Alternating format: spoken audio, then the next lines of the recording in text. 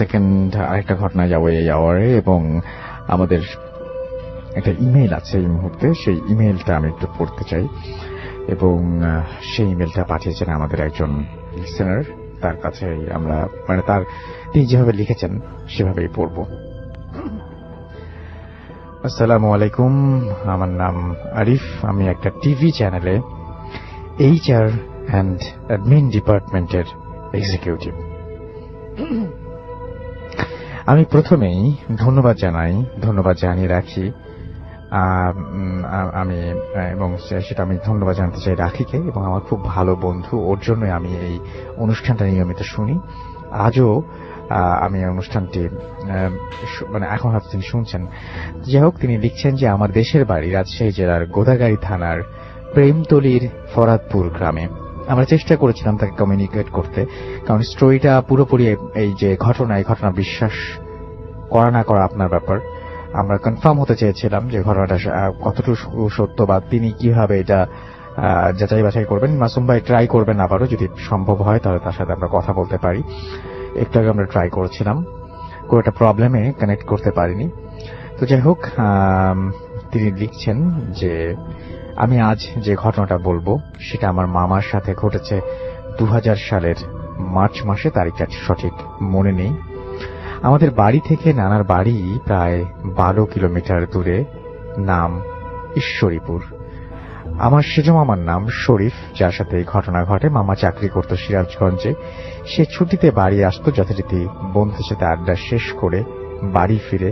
আগেই গ্রামের সম্পর্কে একটু বলে নিলে ভালো হয়। গ্রামের বাড়ির আশেপাশে বাঁশ বাগান আর জঙ্গলে ভরা, আর কিছু কিছু গাছ আছে বহু বছরের পুরনো দিনের, এবং দিনের বেলায় একা হাঁটলেও গা শিউরে ওঠে। অবশ্য ওখানকার লোকদের এসব মনে হয় না, কারণ তারা অভ্যস্ত।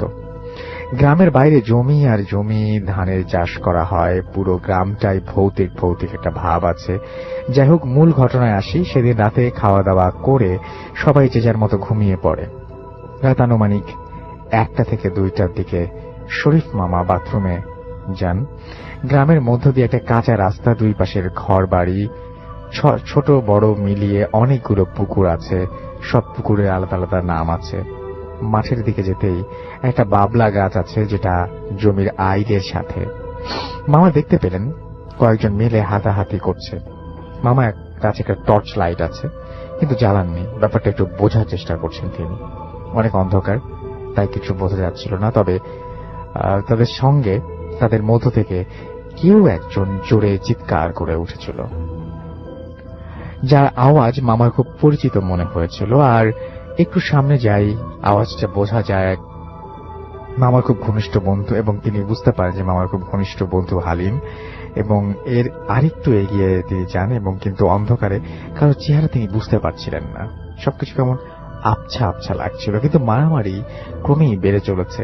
আর একজন চিৎকার করছে, যার কণ্ঠ ছিল বন্ধু হালিম।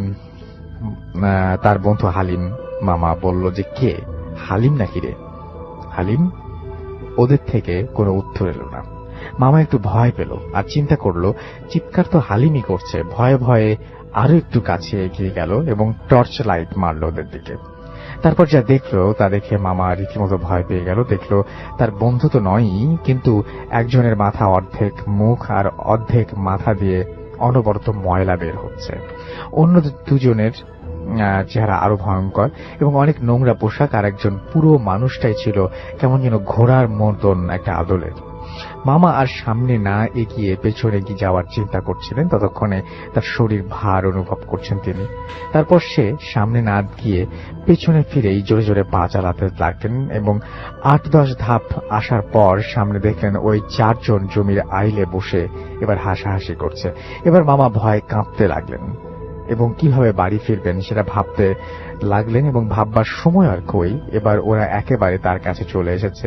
ওদের মধ্য থেকে একজন লাইট মারল কেন মামা দিশা না পেয়ে জোরে চিৎকার দিয়ে বলল, কেউ আছো, আমাকে বাঁচাও। এরপর ইলেকট্রিসিটি শক খাওয়ার মতন একটা ব্যাপার হলো এবং মামা পড়ে গেলেন। তিনি বুঝলেন যে এই বুঝি আমি শেষ। তারপর আবারও কয়েকবার চিৎকার দিলেন। তারপর ওরা 4 জন মিলে মামাকে চিৎ করে শুইয়ে দিল এবং কি যেন খাওয়ানোর চেষ্টা করলো। 4 জন মিলে মামার সাথে অনেক ধস্তাধস্তি করে মুখের ভেতরে কিছু একটা ঢুকিয়ে দেয়। অনেক জোরে জোরে আওয়াজ করায় মামার ছোট চাচার ঘুম ভেঙে যায়। আমার ছোট নানা সে মনে করেছে যে চোর মনে হয়। ওখানে আমার নানারা 4 ভাই থাকতো, সবার আলাদা আলাদা বাড়ি আছে কিন্তু কাছাকাছি। নানা উঠে আরো কয়েকজন তার ভাই ভাতিজাকে নিয়ে টর্চ লাইট, লাঠি এই সমস্ত নিয়ে চিৎকার করতে করতে সেদিকে আসে এবং হাঁটতে লাগলো এবং গ্রামের কয়েকজন আওয়াজ পেয়ে তারাও একত্র হয়েছে। অনেক রাত, তারপর আবার গ্রাম। আস্তে আস্তে সেই আওয়াজও অনেক দূর থেকে শোনা যায়। একটু পরে জোরে একটা আওয়াজ আসলো। আওয়াজটা হলো তারা যেদিকে যাচ্ছিল হাতের বাম পাশে কিছু জমির মাঝখানে। সবাই টর্চ জ্বালিয়ে দেখে, সেইখানে দৌড় দিল এবং দেখতে পেল যে কেউ একজন পড়ে আছে এবং কাতরাচ্ছে। সবাই মিলে যখন তার কাছে গেল, দেখলো শরীফ পড়ে আছে, তার মুখ দিয়ে রক্ত বের হচ্ছে, কিন্তু আশেপাশে কেউ নেই। তাকে জিজ্ঞাসা করা হলো, কি হয়েছে তোর, তুই এখানে কিভাবে এলি? বলতে পারল না, তার জ্ঞানই ছিল না। কান্নাকাটি রোল পড়ে গেল। যাই হোক, তাকে সবাই মিলে বাড়ি নিয়ে আসা হলো এবং তার শরীরে অনেক ময়লা ছিল, পরিষ্কার করা হলো। কোনোভাবেই তার জ্ঞান আসছিল না। পরে রাতে তাকে মেডিকেলে নিয়ে যাওয়া হলো এবং উপায় না দেখে, যোগাযোগ ব্যবস্থা তখন খুব খারাপ ছিল। মামার ছোট চাচা নিজেও একজন কবিরাজ, সেও ভালো করে দেখলো এবং বলল যে মেডিকেলে নিয়ে লাভ নেই, অন্য উপায়ে চেষ্টা করতে হবে। একটু পরে ফজরের আজান হলো। নানা ঝাড় ফুঁক দিতে দিতে বেলা 11টার দিকে জ্ঞান আসলো, কিন্তু তিনি কোনো কথা বলতে পারছেন না, খেতে পারছেন না। আত্মীয় স্বজন সবাইকে খবর দেওয়া হয়েছে। আমি আম্মুকে নিয়ে সকালেই গিয়েছি সেখানে। এভাবে চলতে থাকে বেশ কিছুদিন। শুধু ফলের জুস ছাড়া আর কোনো কিছু খেতে পারতেন না। অনেক কবিরাজ দেখানো হলো, কোনো কাজ হলো না। সবাই বলল আমাদের সাধ্যের বাইরে। প্রতিদিন রাতে মামার বুকের সাথে 2 হাত চেপে ধরত আর মুখ দিয়ে রক্ত বের হতো। 2-3 জন লাগতো তার বুক থেকে হাত আলগা করার জন্য, আর রক্ত বের হতো এবং হাত যখন আলগা করা হতো তখন আর রক্ত বের হতো না। সে কোনোভাবে বিছানা থেকে উঠতে পারত না। আরো কিছুদিন যাওয়ার পর মুখ দিয়ে রক্ত বের হওয়া বন্ধ হলো এবং একটু একটু হাঁটা শুরু করলো। একদিন বিকেল বেলা আমি মামাকে জিজ্ঞেস করলাম, মামা আপনার সাথে কি হয়েছিল? মামা কোনোভাবেই কথা বলতে পারলো না, শুধু নির্বাক চোখে আমার দিকে তাকিয়ে রইল। আমি বললাম, আপনি না বললে আমরা কিভাবে বুঝবো আপনার সাথে কি হয়েছিল? মামা ইশারায় কলম আর খাতা চাইলেন। তারপর তার সাথে ঘটে যাওয়ার ঘটনাটা লিখে আমাকে জানালেন। তার আরো 15 দিন কেটে গেল। এখন এখানে সেখানে যেতে পারেন, ভারী খাবারও খেতে পারেন, কিন্তু কোনো কথা বলতে পারেন না। সেদিন শুক্রবার ছিল। ঈশ্বরীপুর মাঠে ফুটবল খেলা হচ্ছিল। সবাই খেলা দেখতে গিয়েছিল, মামাও খেলা দেখতে গিয়েছিলেন। খেলার এক পর্যায়ে মামাকে পাওয়া যাচ্ছিল না। যে জায়গায় বসে তিনি খেলা দেখছিলেন ওখানে তার স্যান্ডেল পরে আছে, কিন্তু মামা নেই। তারপর তাড়াতাড়ি করে সবাইকে জানিয়ে দেওয়া হলো এবং পরিচয় যারা পরিচিত আছে তারা সবাই খুঁজতে লাগলো। পুরো গ্রাম শেষ করে প্রখর রৌদ্র ছিল, সবাই ক্লান্ত, কিন্তু কোথাও পাওয়া গেল না। নানাদের বাড়ি থেকে 3-4 কিলোমিটার দূরে ফাঁকা মাঠের ভেতর পরিত্যক্ত একটা পুকুর পাড় ছিল। সেই পুকুর পাড়ে জঙ্গলে ভরা 3 জন আদিবাসী যারা সাঁওতাল এবং তারা চাষ করছিলেন ওই সময়, তারা মামাকে চিনতে পারলেন এবং মামা পুকুরে পাড়ে পড়ে আছেন, শরীরে গোলাপ আর শাপলা ফুলের পাপড়িতে ভরা ছিল। তারা 3 জন কাঁধে করে নিয়ে আসেন বাড়িতে এবং সেদিন রাতেই মামার ঘুমেই কাটলো। পরের দিন বিকেলে মামাকে জিজ্ঞাসা করলাম, আপনি ওখানে কিভাবে গেলেন? আবারও খাতা কলম নিয়ে আসা হলো এবং আমি দেখতে পাই শুধু বাতাস অনুভব করছি আর বিয়ের মতো বাজনা বাজছিল। সবার সামনেই আমি শূন্যের উপর ভাসতে লাগলাম। আমি 1 হাত পা দিয়ে ইশারা করলাম, কেউ আমাকে দেখতে পেল না। তারপর আমাকে উড়িয়ে নিয়ে কোথাও গেল এবং আমি বাসায় কিভাবে আসলাম কিছুই বুঝতে পারবো। এগুলো সব মামার কথা ছিল। এভাবে কেটে গেল আরো কিছুদিন। তারপর এক রাতে মামা একাই শুয়ে আছেন এবং বাড়ির দরজা জানালা সবকিছু বন্ধ। রাত আনুমানিক 1টা থেকে 1:30 মতো বাজে। হঠাৎ করে জানালা খুলে গেল। মামা কথা বলতে পারতো না বলে চিৎকার দিতে পারলো না, ভয়ে দৌড় দিল দরজা খোলার জন্য। ঠিক তখনই আওয়াজ আসলো যে যদি বাঁচতে চাস তাহলে আমার কথা শোন। মামা থামলো এবং জানালার পাশে গিয়ে তাকালো এবং দেখলো যে বিশাল বড় বড় মুখ ভর্তি দাড়ি, সাদা পাঞ্জাবি পরা বিশাল দেহের এক দরবেশ দাঁড়িয়ে আছে।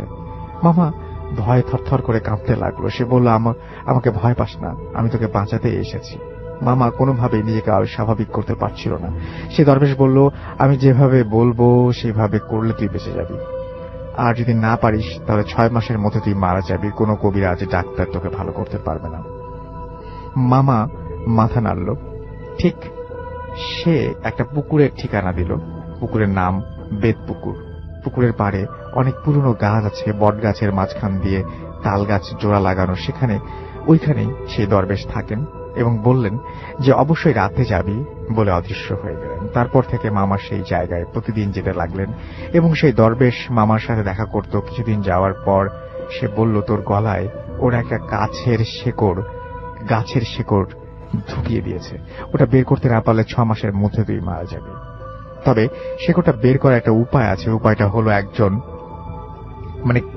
কোন একজন মেয়েকে দরকার হবে এবং এবং এবং আমি কিছু জিনিস দেব, যেভাবে বলবো সেভাবে করতে পারলে এই মুসিবত থেকে তুই রেহাই পাবি।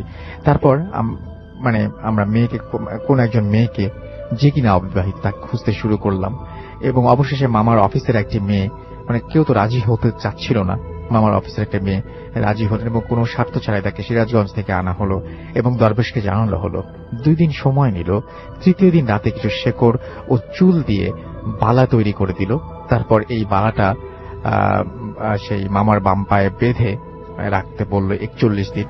প্রতিদিন রাতে একটা করে তাকে বলল যে সে একটা তাকে সে যে ঘরে থাকবে সেই ঘরের বাইরে তাকে পাহারা দিতে হবে এবং এভাবে 41 দিন পাহারা দিতে হবে।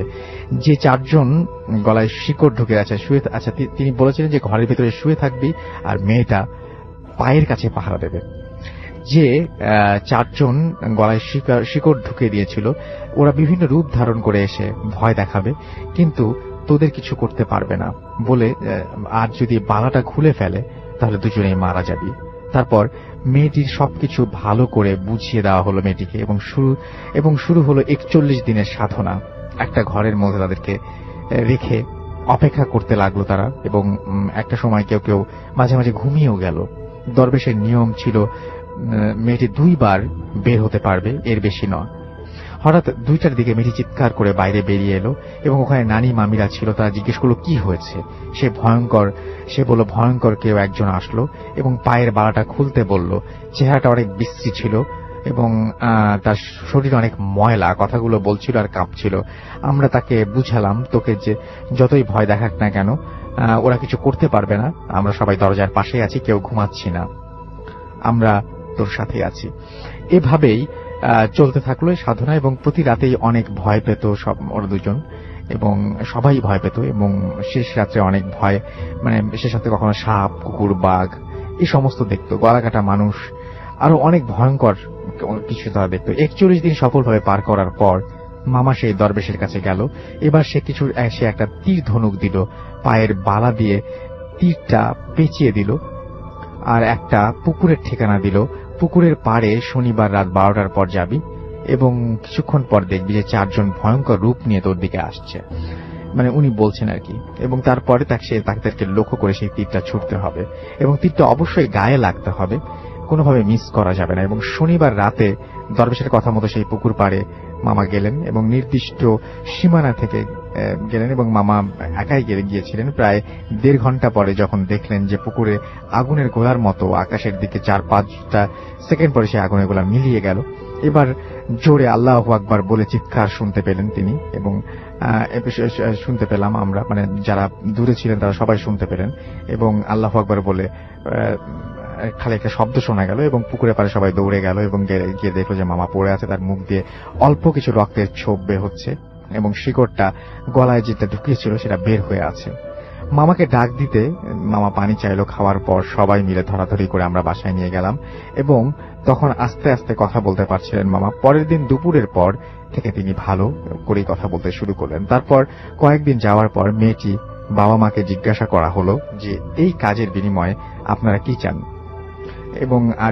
এবং মানে তারপর তারা কিছু চাননি। তারা বললেন যেহেতু আমার মেয়ে এখনো অবিবাহিত, তারা বিয়ের প্রস্তাব দিলেন এবং তাদের এবং মামা মামির দুজনের সম্মতিক্রমেই তাদের বিয়ে হয়, এবং বর্তমানে তারা এক ছেলে দুই মেয়েকে নিয়ে সুখী আছেন। শেষ করার আগে আপনাদের সবারকে জানিয়ে রাখি যে আপনাদের সবাইকে আরো একবার ধন্যবাদ, এবং আশা করছি যে এই ঘটনাটি সবার ভালো লাগবে। আমরা চলে যাব আমাদের পরবর্তী অতিথির কাছে। আপনার নামটা একটু বলবেন, আপনি কোথা থেকে এসেছেন সেটা বলবেন, তারপর আপনার ঘটনায় যাব আমরা। আসসালামু আলাইকুম, আমি মোহাম্মদ কামরুল হাসান, মানিকগঞ্জ থেকে এসেছি। ওকে, আপনার ঘটনা শুনি। ঘটনাটা 2002 সালের ঘটনা। আমার বাড়ির মানে আগে টোটালি আশেপাশে যে বিস্তারিত ওই জিনিসটা আমি আগে বলে নিই। মানে আমার বাড়ির পাশে পিছনে বাজার, তার সাথেই কবরস্থান। জি। আমার আব্বু কাজের সুবাদে রাত্রে বাড়িতে ফিরতো রাত 11টা, 10টা, 12টার সময়। এরকমই কোন একদিন বাবা পিঠা নিয়ে আসতেছিল। পিঠা নিয়ে আসার পর মানে আমাদের রাস্তাটাই ছিল বাড়ি আসার সময় কবরস্থানের পাশ দিয়ে মানে বাজার হয়ে বাড়ি আসতো। আসার পরে আমার আব্বুকে আমার আম্মু জিজ্ঞেস করে যে তুমি রাত্রে কি নিয়ে আসছো? তখন আমার আব্বু বলতেছে যে আমি তো পিঠা নিয়ে আসছি, সাথে আর কিছু নিয়ে আসছি। পরে বলল যে মানে কাজটা তুমি ভালো করো নাই। তবু খাওয়া দাওয়ার পরে মানে সবাই শুয়ে পড়ছে। শুয়ে থাকার পর আমার আম্মুর মানে চোখে ছিল, চোখের নিচ দিয়ে মানে শুয়ের মতন খোঁচাইতেছে। আর আমার আম্মা চোখ যখন চুপছে তখন দেখতেছে বাহিরে থেকে মানে কোন একটা জিনিস হাত মুভমেন্ট করতেছে ঘরের ভিতরে। আমার ছোট বোনের মানে শরীরের দিকে যে টানতেছে। আমার বোনটা ছিল খুবই ছোট, তখন 4 কি 5 বছর ছিল। এভাবে যখন টানতেছিল তখন আর বাহিরে মানে প্রচন্ড ঝড় বইতেছিল, সাথে দরজা ঢোকাইতেছিল। আমার আম্মু তখনও কোনো কিছু বুঝে উঠতে পারেনি। এই অবস্থায় আবার মানে দেখতেছে যখন মানে চোখটা লাগতেছে তখনই দেখতেছে যে বাহিরে মানে গলা কাটা, বুকে দুইটা মানে চক্ষু, মানে অনেকগুলা হাত পাওয়ালা, এরকম বাহিরে অনেকগুলা। আমার আম্মু আবার এই জিনিসগুলা খুবই মানে বুঝতে পারতো যে কোনো একটা বিপদ হলে সে তার চোখে হোক যে বাবা হোক, সে মানে এটা অটোমেটিক তার মানে নিজের কাছে মানে বুঝে নিতে পারতো। এভাবে যখন মানে আমার আম্মু যখন পারতেছিল না ঘুমের অবস্থায়, এর মধ্যে আমার মানে ছোট বোনটা অনেক কান্নাকাটি শুরু করে দিতেছে। তখন আমার আব্বুকে ডাক দিচ্ছে, আমাদেরকে সবাইকে ডাক দেওয়ার ওঠানোর পরে আমরা সে রাত্রিতে মানে সারা রাতের জায়গা থাকি, এবং ঘরের ভিতরে প্রচন্ড দুর্গন্ধ, অনেক দুর্গন্ধ, মানে যেটা বলার মতন নয়। পরবর্তীতে সকালবেলা যখন মানে আমার বোনটার তখনও কান্না থামতেছে না, তখন মানে একটা ফকির নিয়ে আসা হলো। তখন মানে তাকে দেখানোর পর বললো যে আমি মানে ফার্স্টে রুমে দেখবো এবং তারপর আমি ঘরের চারিদিকে আমি ঘোরান মারবো। তখন সে সমস্ত কিছু দেখার পর ঘরের চারিদিকে মুভমেন্ট করার পর যখন দরজার সামনে মানে কি যেন একটা জিনিস পড়ার পরে যখন মানে দরজার সামনে আসে, তখনই ঘরের ভিতর থেকে একটা ইঁদুর আকার একটা জিনিস জামা নিয়ে বের হয় আমার ছোট বোনের। যখন মানে দরজার বের হয়ে মানে দৌড় মারতেছে, তখনই বললো যে মানে ইঁদুরটা ধরো। ইঁদুরটা তো ধরতে পারলাম না, কিন্তু জামাটা ধরলাম। জামাটা ধরার পরে, জামাটা পুড়ে ফেলানোর পরে আর ইঁদুরটা অটোমেটিক চোখের সামনে থেকে নাই হয়ে গেল। এটাই ছিল আপনার, এই ছিল আমার ঘটনা। Thank you so much. চলে যাচ্ছি আমাদের প্রথম অতিথির কাছে। আপনার নামটা একটু প্লিজ বলবেন, তারপর আপনার ঘটনায় যাব, এবং আপনি একটা সাপের ঘটনা বলবেন, রাইট? মানে একটা ওঝা, তাকে নিয়ে একটা ঘটনা বলবেন। খুবই ইন্টারেস্টিং ঘটনা, আশা করছি আপনাদের সবার ভালো লাগবে। শুনি, চলুন। থ্যাংক ইউ রাসেল ভাইয়া আমাকে সুযোগ করে দেওয়ার জন্য। আমি সোহান, আমি এসেছি ঢাকার বাড্ডা বাড়ি থেকে। বর্তমানে আমি গুলশান কমার্স কলেজে পড়ছি। তো আজকে যেহেতু ভূত এফএমটা রমজানের প্রথম এপিসোড, সবাইকে পবিত্র রমজানের মোবারকবাদ জানিয়ে শুরু করছি। জি। তো আমার যেই ঘটনাটি আমি শুনেছি আমার এক দূরসম্পর্কের চাচাতো ভাইয়ের কাছ থেকে। ঘটনাটা হচ্ছে ঢাকার ইসাপুরা এলাকা, এটা হচ্ছে 300 ফিট দিয়ে থেকে অনেকে চিনেন। আর এই ঘটনাটা 40 থেকে 45 বছর আগে। তো আমি ঘটনায় চলে যাই। আমার চাচাতো ভাইয়ের নানা একদিন রাতের বেলা ঘুমিয়েছিলেন। তো তিনি রাতের বেলা স্বপ্নে দেখলেন যে তাকে সাপে কেটেছে।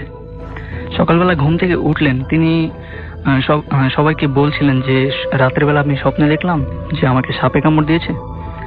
তো এটা সবাইকে তিনি বলে বেড়াচ্ছিলেন। এরপর থেকেই তার শরীরে প্রচন্ড ব্যথা শুরু হয়। উনি বলছিলেন যে আমার শরীরে প্রচন্ড ব্যথা করছে, তো হয়তো বা বলাটাই তার জন্য উচিত হয়নি। তো দিন যেতে থাকে, তার শরীরের ব্যথাটা আর অসহনীয় পর্যায়ে চলে যেতে থাকে। একটা সময় তিনি তার ফ্যামিলি মেম্বার, তার সন্তানরা তাকে কবিরাজ দেখান, বাট তাতেও কোনো কাজ হচ্ছিল না। তো তাকে হসপিটালে নেওয়া হলো। হসপিটালে ডাক্তার বিভিন্ন রকম পরীক্ষা করলেন যে কি কারণে তার শরীরে এরকম হচ্ছে, ব্যথা হচ্ছে। জি। জি জি। তো ডাক্তাররা পরীক্ষা করে বললেন যে আমরা তো আপনার শরীরে কোনো রোগের চিহ্ন কিংবা রোগই ধরতে পারছি না, তো আমরা ট্রিটমেন্টটা করব কিভাবে? আপনি বলছেন আপনার শরীরে ব্যথা হচ্ছে, কিন্তু আসলে আমরা তো রোগী আইডেন্টিফাই করতে পারছি না। তো এটার পর তাকে হসপিটাল থেকে রিলিজ দিয়ে দেওয়া হয়, বাসায় আসে। তারপর তার এরকম ব্যথা তিনি সহ্য করতে পারছিলেন না। একদিন দুপুরবেলা এমন হয়, তিনি ভাত খাবেন। তিনি গরমের কারণে একটা গাছের নিচে বসে ভাত খাচ্ছিলেন। খাওয়া শেষ করে তিনি রুমে গেলেন। রুমে যাওয়ার পর কিছুক্ষণ পর তিনি জ্ঞান হারিয়ে ফেলেন। তো তার সন্তানরা এসে তাকে ডাকাডাকি করে, কিন্তু অনেকক্ষণ ডাকাডাকির পরও তিনি যখন উঠলেন না, তারা এক পর্যায়ে ধরে নিলেন তিনি মারা গেছেন। তারা কোনো কবিরাজ কিংবা ডক্টরকেও ডাকার প্রয়োজন মনে করেনি। তারা অনেক ডাকাডাকির পর তারা ধরে নেন যে তিনি হয়তো মারা গেছেন। তো যথারীতি তার দাফন কাফনের কাজ শেষ হলো। সবকিছুই মানে একদম নিয়ম মাফিক হচ্ছে। হ্যাঁ হ্যাঁ। আচ্ছা। তাকে কবর দেওয়া হলো তাদের একটা পতিত জমি, নদীর পাড়ের একটা জমি, ওখানে। তো তাকে ওই দিন মাটি দিয়ে সবাই এসে পড়ে। ওই দিন রাত থেকেই তিনি তার মানে পরিবারের লোকদের স্বপ্নে দেখা দিচ্ছিলেন, বলছিলেন যে তোমরা আমাকে কেন কবর দিয়েছো, আমি তো মারা যাইনি। তো একে একে সকালবেলা একজন একজনের কাছে শেয়ার করছিলেন, একজন এক একদিন দেখছিলেন, আস্তে আস্তে সবাইকে তিনি দেখা দিতে থাকেন। ঘটনাটা ছড়িয়ে যাচ্ছিল গ্রামের মধ্যে। তো তারা একটা পর্যায়ে ভেবে নিলেন হয়তোবা মানুষ মারা গেছেন, হয়তোবা এরকম দু একদিন স্বপ্নে দেখা দিতেই পারে। আচ্ছা। তো খুব স্বাভাবিকভাবে নিলেন জিনিসটা।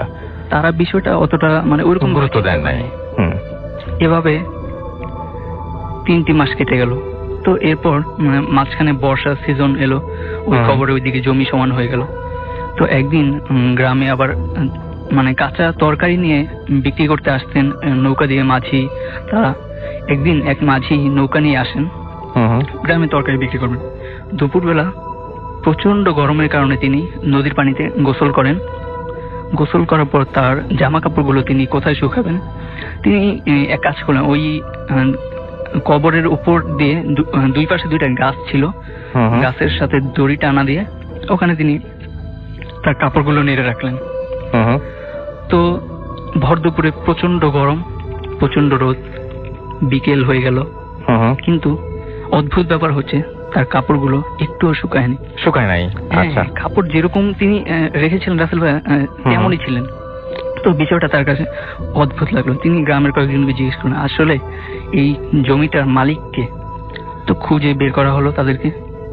তারপর উনি গিয়ে বললেন, আচ্ছা ওই যে নদীর পাড়ে যে পতিত জমিটা, ওইখানে ওইটা তো আপনাদের জমি, ওইখানে কি আপনারা কোনো এমন মানুষকে কবর দিয়েছেন যাকে সাপে কামড় দিয়েছিল?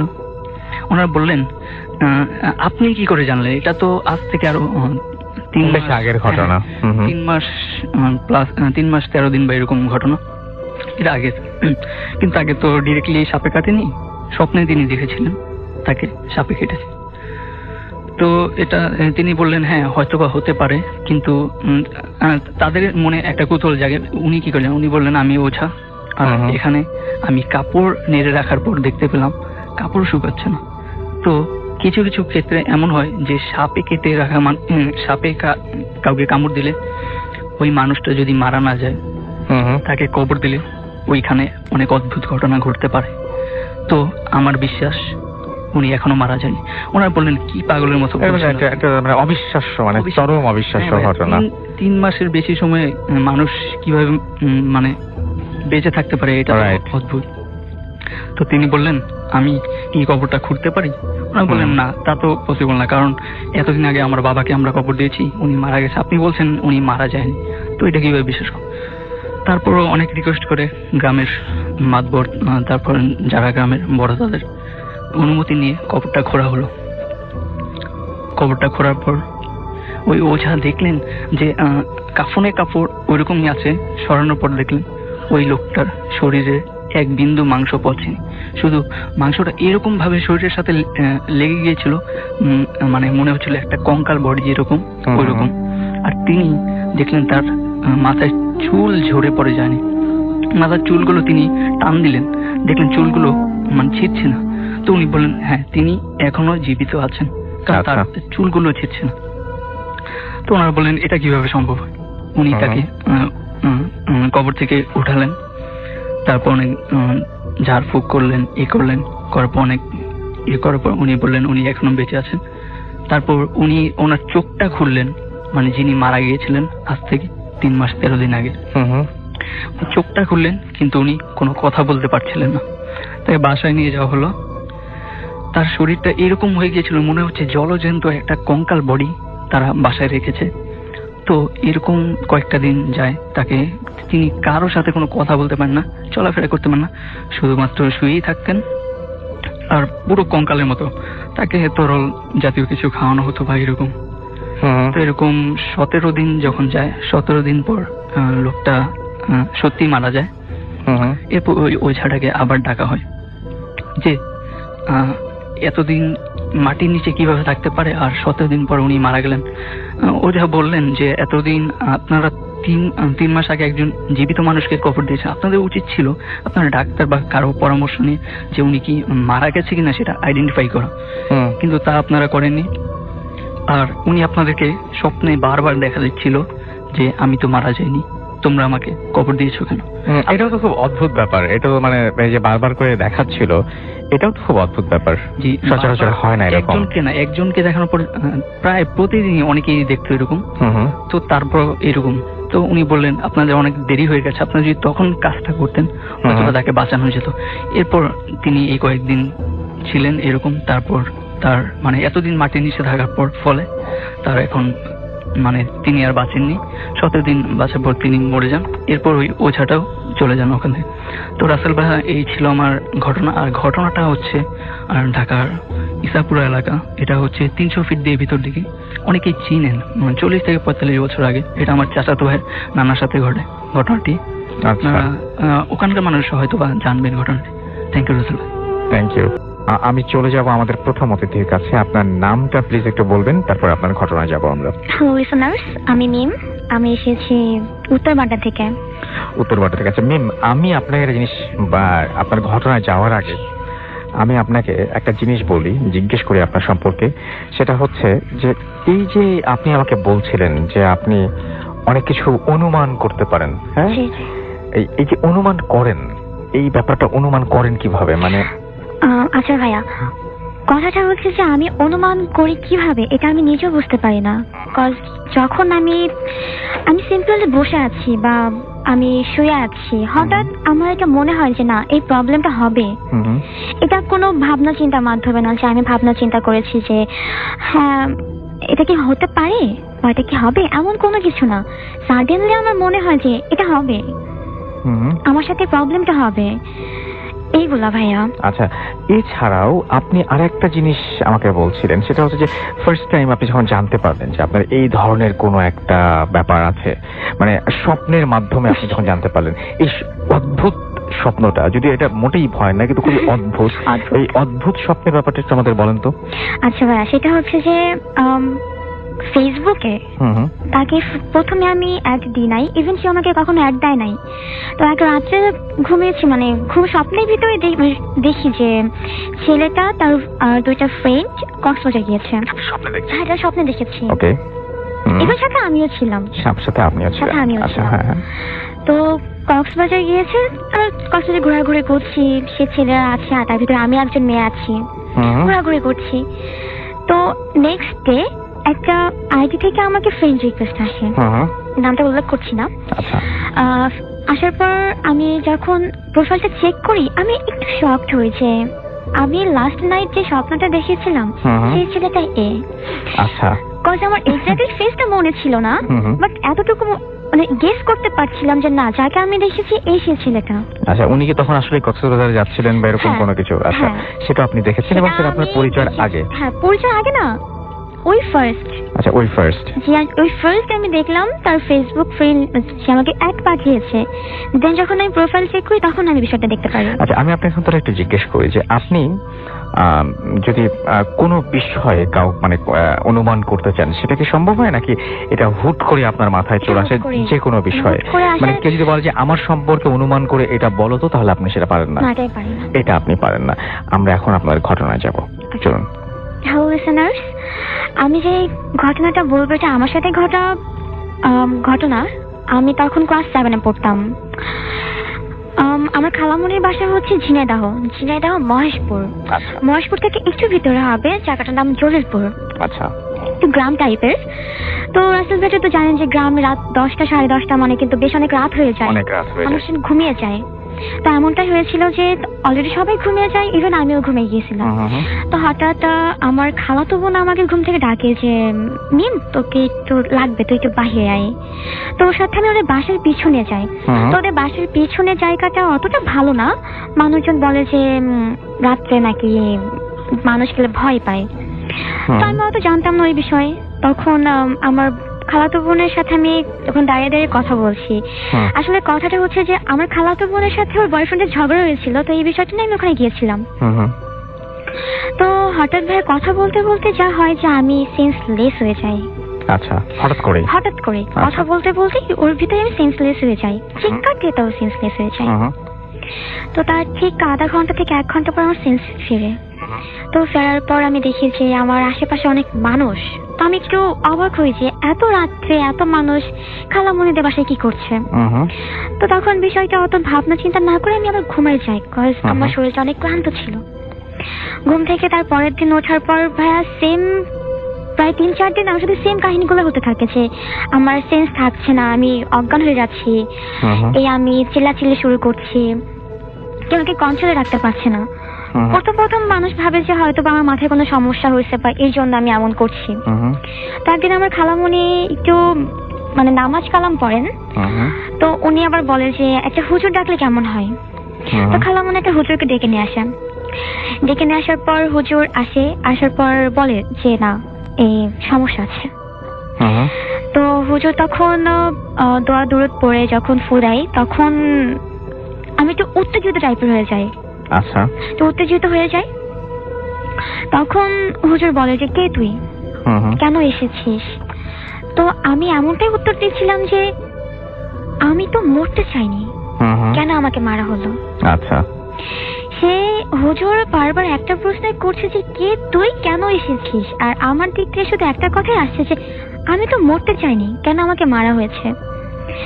তখন হুজুরটা বলে যে তোকে মারা হয়েছে, কে তোকে মেরেছে? তা আমার দিক থেকে এমনটাই উত্তর আসে যে যে মা বাবা তার সন্তানদেরকে বাঁচায় রাখার জন্য সবকিছু করে, সে মা বাবা কেন আমাকে মারলো। তো কথাটা শুনে সবাই আশেপাশে মানুষ তো অবাক হয়ে যায়। তারপর বলে যে তোর নাম কি, কেন এসেছিস? তখন নামটা বলে হচ্ছে যে হোসনেয়ারা, যে আমার নাম হোসনেয়ারা, মিমকে নিয়ে যেতে এসেছি। আচ্ছা, তো হোসনেয়ারা নামটা শুনে ভাইয়া কি সবাই অবাক হয়, আমার খালামণি, আমার নানু, আমার আম্মু সবাই তো অবাক হয়, কারণ ভাইয়া সে নামটা বলেছে, সে নামটা হচ্ছে আমার ফুপির নাম। আচ্ছা, ফুপি আমার জন্মের 6 থেকে 7 মাস পরে মারা যায়। ফুপিকে অ্যাকচুয়ালি মার্ডার করা হয়।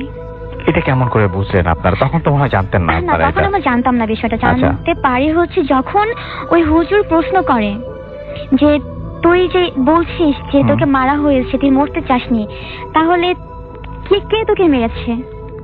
তখন আমার ভিতর থেকে এমনটা উত্তর আসে যে বললামই তো রাসেল ভাই, যে মা বাবা সন্তানকে বাঁচানোর জন্য সবকিছু করে, সে মা বাবা আমাকে খুন করেছে। তখন আমি ঘটনাগুলো বলি যে আসলে আমার সাথে যা যা হয়েছিল। রাসেল ভাই বলি, আমার ফুপি যখন ছোট ছিল তখন থেকে আমার ফুপির সাথে একটা লোকের রিলেশন ছিল, পিছিকাল থেকে, অনেক ছোট থেকেই। তো রিলেশনটা কখনো দাদা বা দাদি মেনে নেয়নি, ইভেন চাচা বাবা কেউ মেনে নেয়নি, কারণ সেই লোকটা অনেক পুর ফ্যামিলির ছিল, আর আমার দাদা অনেক রিচ ফ্যামিলি। তো দাদার ভিতরে একটা অহংকার ছিল যে আমি এত ধনী, আমি এত সম্পদের মালিক হয়ে আমি একটা পুরো ফ্যামিলি থেকে আমার মেয়েকে কিভাবে দিব, আমার মান সম্মানের বিষয়ে। তো তার কিছুদিন প্রায় ফুপির বয়স যখন মানে ফুপি যখন বড় হতে শুরু করলো, তখন ফুপিকে বিয়ে দিয়ে দিল। আচ্ছা। বিয়ে দিয়ে দেয়, দেন ফুপি সংসারে তো মনোযোগী ছিলই না। যখন দাদাদের এখানে চলে আসে, দাদাদের এখানে আসার পর ঠিক যার সাথে আমার ফুপির সম্পর্ক ছিল, সেই ফুপির সাথে আমার মানে সেই ফুপি সেই লোকটার সাথে চলে যায়। আচ্ছা। বাসা থেকে পালিয়ে যায়। তো এই বিষয়টা দাদা অনেক বেশি ক্ষাপ্ত হয়ে যায় বিষয়টার জন্য। বাসায় নিয়ে আসে, বাসায় নিয়ে আসার ঠিক 1 থেকে 1.5 মাস পর ফুপি মারা যায়। আচ্ছা। তো সবাই ভাবে যে মনে হয় সে সুসাইড করে মারা গেছে, সে ফ্যামিলি থেকে তার রিলেশন মেনে নিচ্ছে না, অথবা তার জন্য সেজন্য। কিন্তু আসলে কাহিনীটা ছিল ভাই এটা না, কাহিনীটা ছিল আমার দাদা এবং আমার দাদি আমার ফুপিকে গলা টিপে হত্যা করেন। ইভেন তারপর যেটা করে হচ্ছে যে দড়ি ফ্যানের সাথে। কেন করেন ওনারা এটা? কারণ হচ্ছে তাকে মান সম্মান বাঁচানোর জন্য। আচ্ছা, পরে এটা অনেক পরে এসে আপনারা জানতে পারেন? কখন জানতে পারছি? যখন আমি আর এই প্রবলেমটা যখন হয় তখন যে বিষয় জানতে পারছি। তার আগ মুহূর্ত পর্যন্ত কেউ বিষয়টা জানতো না। আচ্ছা, ওকে। তারপর ফুপিকে গলা ফার্স্টে টিপে হত্যা করার পর, মানে এটা আপনারা জানছেন হচ্ছে কোনো মানে যাকে দেখাচ্ছেন সেই হুজুর আপনাদেরকে বলছেন নাকি জিনটা বলছে? জিনটা বলছে। জিনটার কথা অনুযায়ী আপনারা মনে করছেন যে আপনার ফুপুকে হত্যা করা হয় এবং আপনার ফুপু সেটা আপনার জিনের কথা অনুযায়ী? ওকে, আচ্ছা। তারপরে কি হলো? তারপর স্টোরিগুলো বলার পর আমার আম্মু ছিল পাশে। আমার আম্মু বলে যে হ্যাঁ, যখন হোসনাকে গোসল করানো হয় তখন গলায় ফাঁসির দাগ ছাড়া অন্য একটা দাগ দেখতে পারে, যেটা ফাঁসির দাগ ছিল না। কারণ এটা ফাঁসির দাগ হলে নর্মাল একটা লম্বা একটা দাগ থাকবে, কিন্তু আমার একটা দাগ ছিল না। মানুষের যখন গলা টিপে হত্যা করা হয় দাগটা একটু অন্যরকম থাকে। ওটা আমার আম্মু খেয়াল করে, কিন্তু আম্মু বলতে পারে না কিছুই। তখন আম্মু বুঝতে পারে যে হ্যাঁ, বিষয়টা আসলে সত্য। ইভেন আসলে শুধু এতটুকুই না, আমার পরিবারের অতীত সম্পর্কে যারা শুধুমাত্র আমার আম্মু পর্যন্তই ছিল, আম্মু কখনো আমাকে বলে নাই বা আদার্স কোনো মানুষ আমাকে কখনো বলে নাই, সেই কথাগুলো আমি তখন বলে দিয়েছিলাম। তখন আপনি বলে দিতে পেরেছিলেন? ওকে, সো এটাই ছিল আপনার স্টোরি, রাইট? এখন পর্যন্ত আমরা আবারও আপনার কাছে ফিরে আসব এবং আশা করছি যারা শুনছেন তাদের অনেক বেশি ভালো লাগছে। এবং এই ঘটনাটি আপনি আপনাদের ইমেইল করা এবং সেটা আপনারাই পাঠিয়েছেন, সেরকমই একটা ঘটনা আমি এই মুহূর্তে যাচ্ছি। লিখেছেন, আমি পদ্ম, বর্তমানে ঢাকা বিশ্ববিদ্যালয়ে পড়ছি। একটা সময় ভূত এফএম নিয়মিত শুনতাম। একটা ব্যক্তিগত কারণে এখন আর শোনা হয় না, তবে ভূত এফএম এর ফ্যান আছি এখনো। বেশ কয়েকটি ঘটনা শেয়ার করতে চাই। কিছু ঘটনা আমার সাথে ঘটেছে, কিছু ঘটেছে আমার খুব কাছের মানুষের সাথে। এর কোনো একটি ঘটনা ভালো লাগলে লিসনারদের সাথে শেয়ার করবেন। তার আগে বলে রাখি, আমি খুব একটা ধার্মিক না, অতি প্রাকৃত কোনো কিছুতে আমার অগাধ বিশ্বাসও নেই। আমি এসব ব্যাপার এড়িয়ে চলতেই স্বাচ্ছন্দ্য বোধ করি। যে ঘটনাগুলো আজকে শেয়ার করছি তা আমার জীবনে ঘটে যাওয়া বা কারো কাছ থেকে শোনা নিছক কিছু ঘটনা হিসেবেই বর্ণনা করছি। আমার কাছে এসব ঘটনার কোনো ব্যাখ্যা ছিল না বলে আমি এগুলোকে অতি প্রাকৃত হিসেবে ধরে নিয়েছি। শ্রোতাদের কেউ যদি এগুলোর কোনো ব্যাখ্যা দাঁড় করাতে পারেন আমি তাতে খুশি হব। সম্ভবত আমার জীবনে ঘটা সর্বপ্রথম অতি প্রাকৃত ঘটনা, যদিও বলছি আমার সাথে ঘটা, আসলে সেই ঘটনার কিছুই আমার মনে নেই, কারণ আমার বয়স তখন 2 কি 3 বছর হবে। তাই বলা যায় পুরো ঘটনার সাক্ষী আমার বাবা মাই। ঘটনাটি শুনেছি আমার এক আন্টির কাছ থেকে। আমার বাবা মা আমাকে কখনো এই ঘটনাটি জানাননি। এর পেছনে দুটো কারণ থাকতে পারে।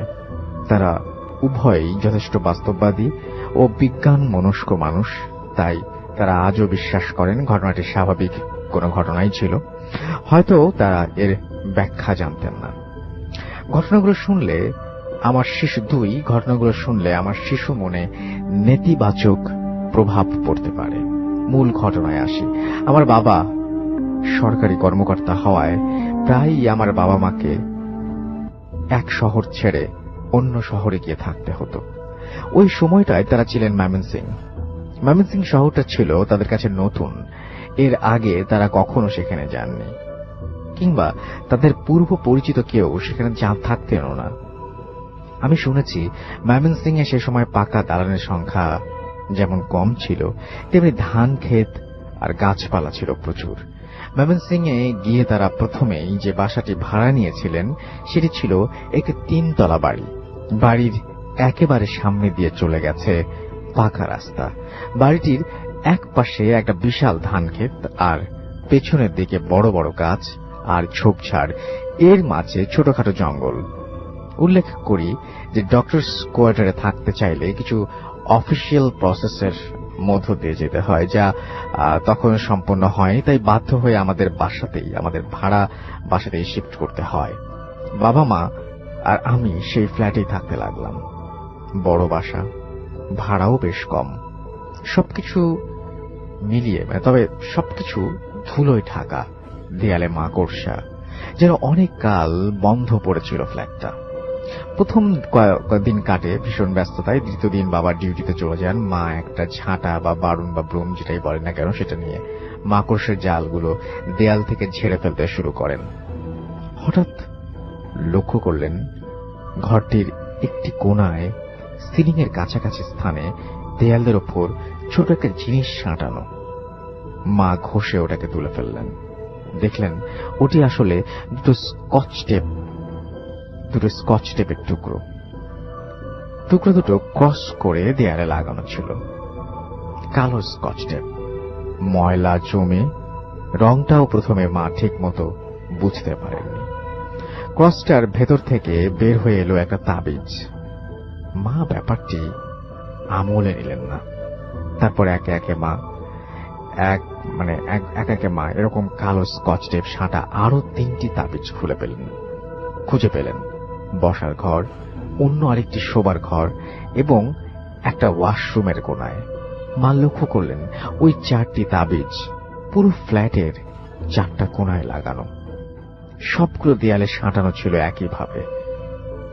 তিনি ব্যাপারটা খুব একটা গুরুত্ব দিলেন না এবং তাবিজগুলো তিনি ময়লার ঝুড়িতে ফেলে দিলেন। এসবে আমার বাবা মার কোনো বিশ্বাস ছিল না। এই ঘটনার অনেক কাল পরে মা বুঝতে পেরেছিলেন ঘটনার শুরু মূলত সেদিন থেকেই। নতুন বাসায় মা আমাকে নিয়ে এক ঘরে ঘুমাতেন আর বাবা রিডিং রুমের এই ঘুমানোর ব্যবস্থা করে নিয়েছিলেন। সেদিন মাঝরাতে বাবা তার রিডিং রুম থেকে হঠাৎ ওয়াশরুমে ঝপ করে অনেকখানি পানি ফেলার শব্দ পেলেন। মা তখন শোবার ঘরে আমাকে নিয়ে ঘুমাচ্ছেন। প্রথমত বাবা ভাবলেন মাই বোধহয় ঘুম ভেঙে উঠেছেন। পরক্ষণেই বাবার মনে পড়ল মায়ের ঘুম খুব গাঢ়। একবার ঘুমালে তিনি সকাল হওয়ার আগে ঘুম থেকে ওঠেন না। চোর নাকি, এই ভেবে তিনি দ্রুত ছুটে যান ওয়াশরুমের দিকে। আর তখনই দুম দাম শব্দ, যেন খুব বড় আর অত্যধিক ওজনের কেউ একজন দৌড়ে চলে গেল। শব্দটা বারান্দা পর্যন্ত গিয়ে থেমে যায়। আমার বাবা খুব সাহসী মানুষ, তাই মাকে তিনি ব্যাপারটা না জানিয়ে নিজেই এর ব্যাখ্যা বের করার চেষ্টা করতে লাগলেন। এরপর প্রতি রাতেই এরকম দৌড়ানোর শব্দ, টয়লেটে পানি ঢালা, রান্নাঘরে ঝনঝন শব্দ ক্রমাগত চলতে লাগলো। কিন্তু বাবা খুবই আশ্চর্য হলেন যখন লক্ষ্য করলেন মাঝরাতে তার ফ্ল্যাটে এত শব্দ হওয়ার পরও নিচের ফ্ল্যাটগুলো থেকে কমপ্লেইন আসতো না। এদিকে হঠাৎ একদিন সকালে বাবা চা যখন খাচ্ছিলেন, মা খুব বিরক্ত হয়ে বলে ওঠেন, উফ, আর পারি না তোমাকে নিয়ে, কতবার বলেছি রাতে বিস্কিট খেলে কৌটার ঢাকনাটা ভালোভাবে চাপ দিয়ে আটকাবে। প্রায়ই দেখি কৌটার ঢাকনা ঠিক মতো লাগানো নেই। ইস, 1 টিন বিস্কিট, বাতাস ঢুকে সব শেষ। বাবা চা রেখে কিছুক্ষণ মায়ের দিকে তাকিয়ে বললেন, সব গুছাও, বাসা চেঞ্জ করব। মা তো অবাক, সে কি অ্যাডভান্স না দেয়া আছে? আর এখন মাসের মাঝখানে বাসা পাবো কোথায়? বাবা বললেন, খুঁজে দেখছি। এটা নিয়ে বাবা মায়ের মধ্যে এর বেশি আর আলোচনা হয়নি। বাবা হন্যে হয়ে বাসা খুঁজতে লাগলেন। এদিকে একদিন রাতে আমি আর মা মশারি টাঙিয়ে যখন ঘুমাচ্ছিলাম, হঠাৎ আমার বাবার ঘুম ভেঙে যায়। আমি দেখতে পাই বাবা আমাদের খাটের পাশে দাঁড়িয়ে আছেন।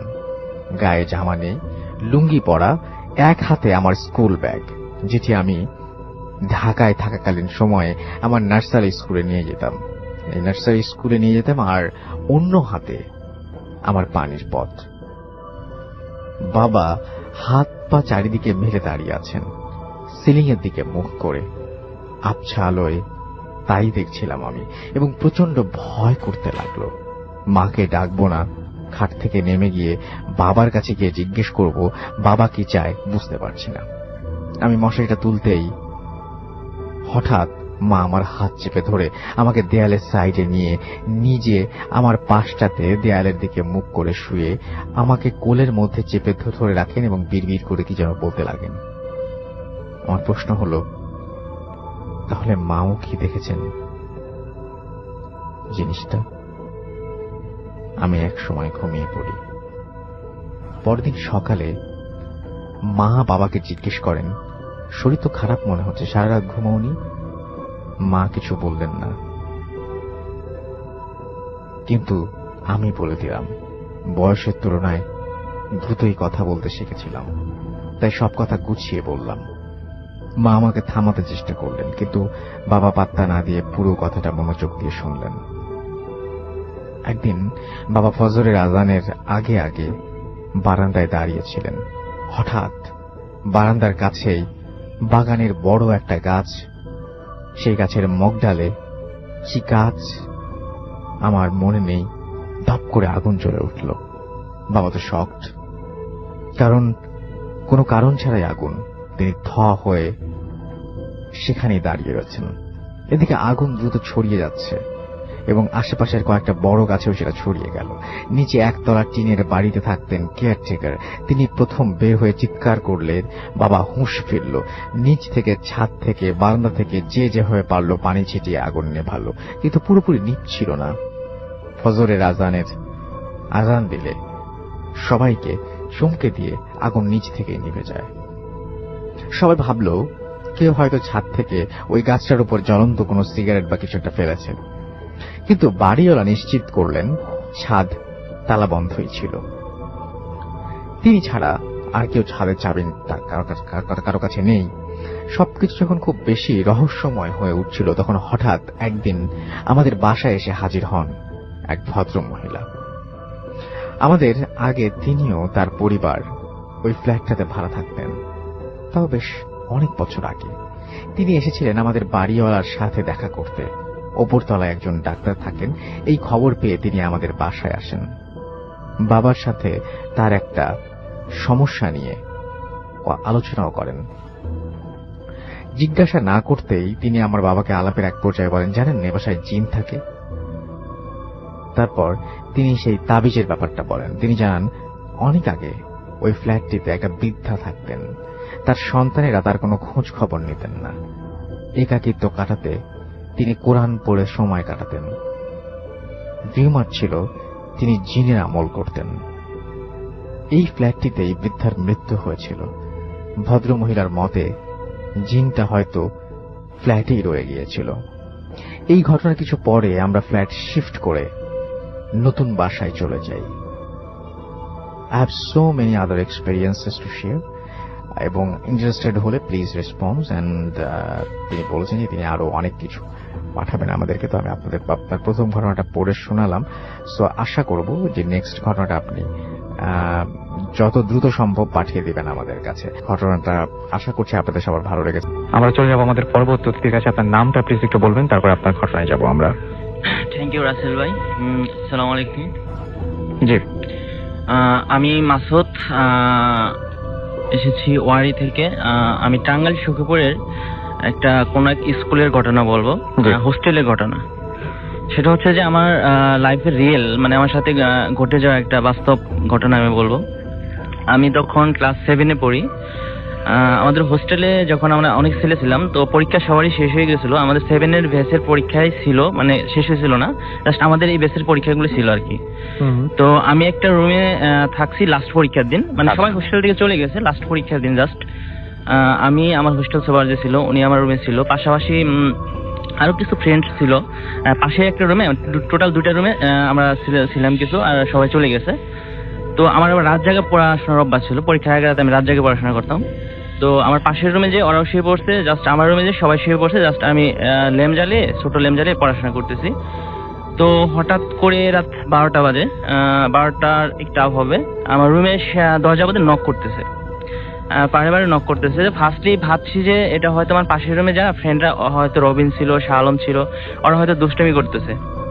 তো ফার্স্টলি আমি ওদের জোরে করে বলছি যে স্যার কিন্তু আছে, হোস্টেল স্যার কিন্তু আছে, তোমরা যদি এই রুমে কিন্তু আছে, তোমরা যদি এরকম ডিস্টার্ব করো তাহলে তোমাদের কিন্তু প্রবলেম হবে।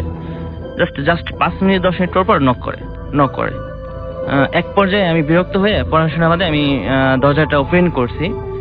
যেন আমি ওপেন করলাম, আমি এমন একটা শেপ দেখলাম যেটা দেখার জন্য আসলে আমি প্রস্তুত ছিলাম না, মানে খুবই ভয় পেয়েছি জিনিসটা দেখে। জাস্ট পা দুটা উপরের দিকে, মাথাটা নিচের দিকে, হ্যাঁ, চোখ দুটো জল করতেছে, মুখটা অনেকটা কুকুর বা শিয়ালের মতো মুখ আকৃতিটা, মানে পায়ের সাথে আপনি নুপুর পরার মতো এরকম ভাব আর কি। জাস্ট আমি দেখে তো মানে মারাত্মক পরিমাণ ভয় পেয়েছি। ভয় পেয়ে আমি সাথে সাথে চিৎকার দিয়ে উঠছি। চিৎকার ওঠার সাথে সাথে আমার হোস্টেল সুপার যে স্যার ছিল উনি উঠে গেছে। উনি উঠে আমাকে জিজ্ঞেস কি সমস্যা। জাস্ট আমার সাথে আরো যে 2-3টা ছেলে ছিল রুমে, সবাই উঠে গেছে। ওঠা যাওয়ার পর 2 মিনিটের বাদে সেটা আমাদের পাশে আবার একটা জার্মান প্রজেক্ট ছিল, একটা মাঠটা ছিল আমাদের স্কুলের, সেটা ছিল আপনার ওপেন ছিল, 2 সাইডে গেট ছিল না। তো ওটা অর্ধেক মাঠ অলরেডি চলে গেছে, মানে লাফাইতে জাস্ট একদম মানুষ জাস্ট উল্টা, হ্যাঁ, লাফাইতে চলে যাওয়ার পর এটা স্যার সহ আমার হোস্টেল সবার যে উনিও দেখছে। দেখার পর সবাই আমরা জিনিসটা খুবই ভয় পাইছি। তারপর জার্মান প্রজেক্টের উপর একটা দেওয়াল আছে, জাস্ট দেখলাম লাফাইতে দেওয়ালের উপর দিয়ে চলে যাওয়ার পর তো স্যার জিনিসটা দেখে আমাকে বললো যে, সবাই বললো, উনি মানে খুবই ভয় পাইছি সবাই আমরা, যে আমার হোস্টেলে তো আসলে 60 জনের উপর ছেলে আছে, এই ঘটনাটা যদি বলো সকালে কাউরে, আমার হোস্টেলে কোনো ছেলে থাকবে না, আর এটা অনেক হয়ে যায়। আমাকে রিকোয়েস্ট করলো যে এটা কাউরে বলা যাবে না। জাস্ট এটা দেখার পর আমি হোস্টেল ত্যাগ করছি, লিভ করছি, আর হোস্টেলে আমি থাকিনি। এটা আমার সাথে আসলে সরাসরি রিয়েল আমার সাথে ঘটে যাওয়া একটা ঘটনা। Thank you very much. ঘটনাটা খুব ছোট, শুনে আসলে ঘটনাটি। থ্যাংক ইউ রাসেল ভাইয়া। This is Sohan again. তো এটা আমার দ্বিতীয় ঘটনা।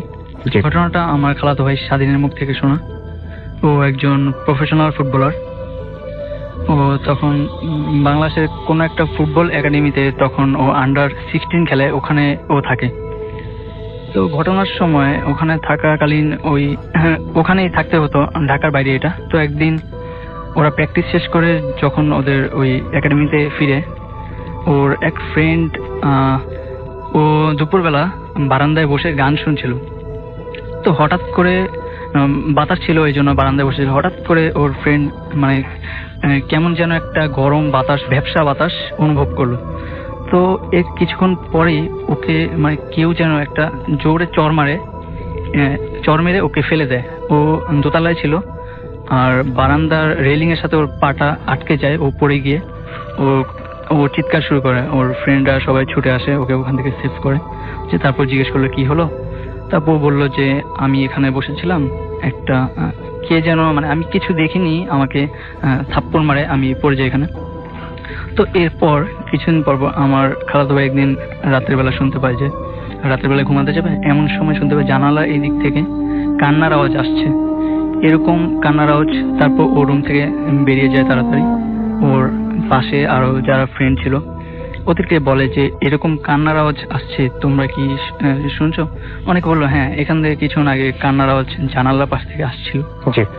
তো এরপর দিন ওরা ওদের যে কেয়ারটেকার ছিল তাকে বলে যে ওই দিন আমার ফ্রেন্ডকে এরকম মানে কি দোতলা থেকে বারান্দা থেকে চর মেরে ফেলে দিল, তারপর আমরা কান্নার আওয়াজ পাই। আসলে এটা কি?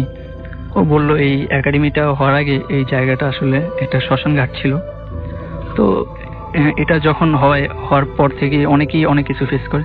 এমনও হতো যে রাতের বেলা কেউ তার কিছু জিনিস রাতের বেলা একটা জায়গায় রেখেছে, সকালবেলা উঠে দেখলো যে ওই জিনিসটা ওখানে সে খুঁজে পাচ্ছে না। হয়তো বা আবার অনেকে দেখতো যে সে তার বেডে ঘুমিয়েছে, সকালবেলা সে নিজেকে আবিষ্কার করলো অন্য আরেকজনের বেডে। তো এটা নিয়ে অনেক কথা হতো যে ওরা ফ্রেন্ডদের মধ্যে কথোপকথন করতো যে তুমি কি আমাকে এখান থেকে নিয়ে এসো? ওরা বললো না, এটা তো আমি করবো না। তো আমার খালাতো ভাই ও একদিন রাতের বেলা ঘুমাতে যাওয়ার আগে হঠাৎ করে ও মানে অন্যদিকে তাকিয়েছিল। হঠাৎ করে ওর মনে হলো যে জানালার বাহির দিয়ে কিছু একটা চলে গেল দ্রুত গতিতে। তো এরপর দিন ঠিকই ও খেয়াল করলো যে সাদা কিছু একটা অভয় শেপ টাইপের জানালা এই দিক দিয়ে হেঁটে হেঁটে চলে গেল। তো এটা দেখার পর ও তাড়াতাড়ি রুম থেকে বেরিয়ে আসে, তো সবাইকে বলে। এরপর ওরা বলে যে আবারও কেয়ারটেকারকে বলে, উনি বলেন যে আসলে এটা জায়গাটা আগে শ্মশান ছিল, এরপর অনেক ফুটবলার এখানে থাকে, তাদের সাথে এরকম হয়েছে, তারপর ও ওখান থেকে চলে আসে। আসলে ভাইয়া এখানে জিনিসটা হচ্ছে কি, ওই জানালার পাশ দিয়ে কেউ যদি যায় আর ওখানে ওঠাটা পসিবল না, আর কেউ যদি যায় এত রাতে কেউ কোথা থেকে আসবে বা এখান দিয়ে সানসেটের উপর হাঁটাহাঁটি করবে কেনই বা। তো তারপর ও ওখান থাকে না, ও আন্ডার 16 শেষ করে চলে আসে। Thank you. Okay, thank you so much. আসসালামু আলাইকুম হাসান ভাই, আমার নাম হলো সালমান খান।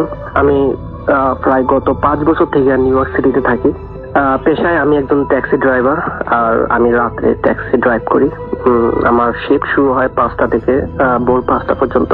সো বেসিক্যালি অন্যান্য দিনের মতো ওই দিন আমি আমার ট্যাক্সি নিয়ে সিটির উদ্দেশ্যে রওনা দিলাম, ম্যানহাটন সিটি, আসলে যেখানে অনেক বিজি একটা সিটি, আপনারা হয়তো জেনে থাকবেন। তো ওই দিন অন্যান্য দিনের মতো আমি একটা কাস্টমার পিক আপ করলাম ম্যানহাটন সিটি থেকে। তো ওই কাস্টমারের ডেস্টিনেশন ছিল ব্রুকলিন, যেটা ম্যানহাটন থেকে প্রায় 32 মাইলস। ওকে ফাইন, আমি কাস্টমারটা নিলাম। তখন আসলে যখন আমি কাস্টমারটা নিলাম তখন বাজে আসলে রাত্র প্রায় 12:10 আই থিঙ্ক। তো ওই কাস্টমার ডেস্টিনেশনে যেতে যেতে আমার সময় লাগছে এখানে আরো 40 মিনিট। সো অলমোস্ট 1 o'clock আমি ব্রুকলিন পৌঁছাই ওই যাত্রী নিয়ে। যাক, আমি ওই যাত্রী ড্রপ অফ করে অন্যান্য সময়ের মতো আমি সিটিতে ব্যাক করতেছিলাম। আসলে আমি যে ব্রুকলিন গেলাম ম্যানহাটন সিটি থেকে, আমি আসলে জীবনে ওই রাস্তা দিয়ে যাই নাই। আর আমি জিপিএস ইউজ করছিলাম, তো খুবই রাস্তাটা আমার কাছে কেমন যেন একটা স্ট্রেঞ্জ লাগছিল। মানে আঁকা বাঁকা রাস্তা, খুবই মানে ফাঁকের মানে অনেকটা জঙ্গলের ভিতর দিয়ে, দুই পাশে পাহাড়, তারপরে বড় বড় গাছ। আসলে যারা নিউ ইয়র্কে থাকে তারা জানে বেসিক্যালি দিনের বেলা এইসব রাস্তাগুলো অনেক সুন্দর, বাট রাত্রে এইসব রাস্তাগুলো খুবই স্ক্যারি। যাই হোক, আমি ড্রপ অফ করে আবার ওই রাস্তা দিয়ে ব্যাক করতেছিলাম সিটিতে। তো হঠাৎ করে আমি যখন ওইখান থেকে প্রায় 5 থেকে 10 মিনিট ড্রাইভ করার পরে আসলে ওইদিকে কোনো ঘর বাড়ি নাই, শুধু আমি দেখতেছি লাইক 2-3টা গাড়ি মানে ওই দিক অপোজিট সাইড থেকে যাইতেছে আর কি। তো আমি দেখলাম একটা প্রায় 70 থেকে 80 বছরের একটা বুড়ি, মানে একজন বৃদ্ধ মহিলা আমার হাত তুললো। যাক, আমি হাত তুললো, আমি চিন্তা করলাম পাহাড় জঙ্গলের ভিতরের রাস্তা দিয়ে হাত তুললো। আমি কেমন একটা কনফিউশন। তারপর আবার আমি থামলাম, কারণ এখানে আবার আমি যে টিএলসি ট্যাক্সি চালাই, আমি ড্রাইভ করি, এখানে হলো আপনার যে টিএলসিতে কেউ যদি কমপ্লেন করে তাহলে আমার $200 ফাইন। আচ্ছা যাই হোক, আমি ওই ফাইনের রিকভার করার জন্য আমি আবার ভাবছি হয়তো ওই বই আমার কমপ্লেন করলে সমস্যা আছে। যাই হোক, আমি ওই বৃদ্ধ মহিলাটাকে আমি নিলাম। যাক, আমি ওই মহিলাটাকে ওর ডেস্টিনেশন জিজ্ঞেস করলাম যে ও কই যাবে। ও আমার কোনো কথা বললো না, জাস্ট একটা স্লিপ দিল, ঠিক আছে। তো ওই স্লিপ আমি দেখলাম, ওই স্লিপ একটা সেমেটারি, কুইন্সের একটা সেমেটারি, ওই সেমেটারিটা আমি চিনি।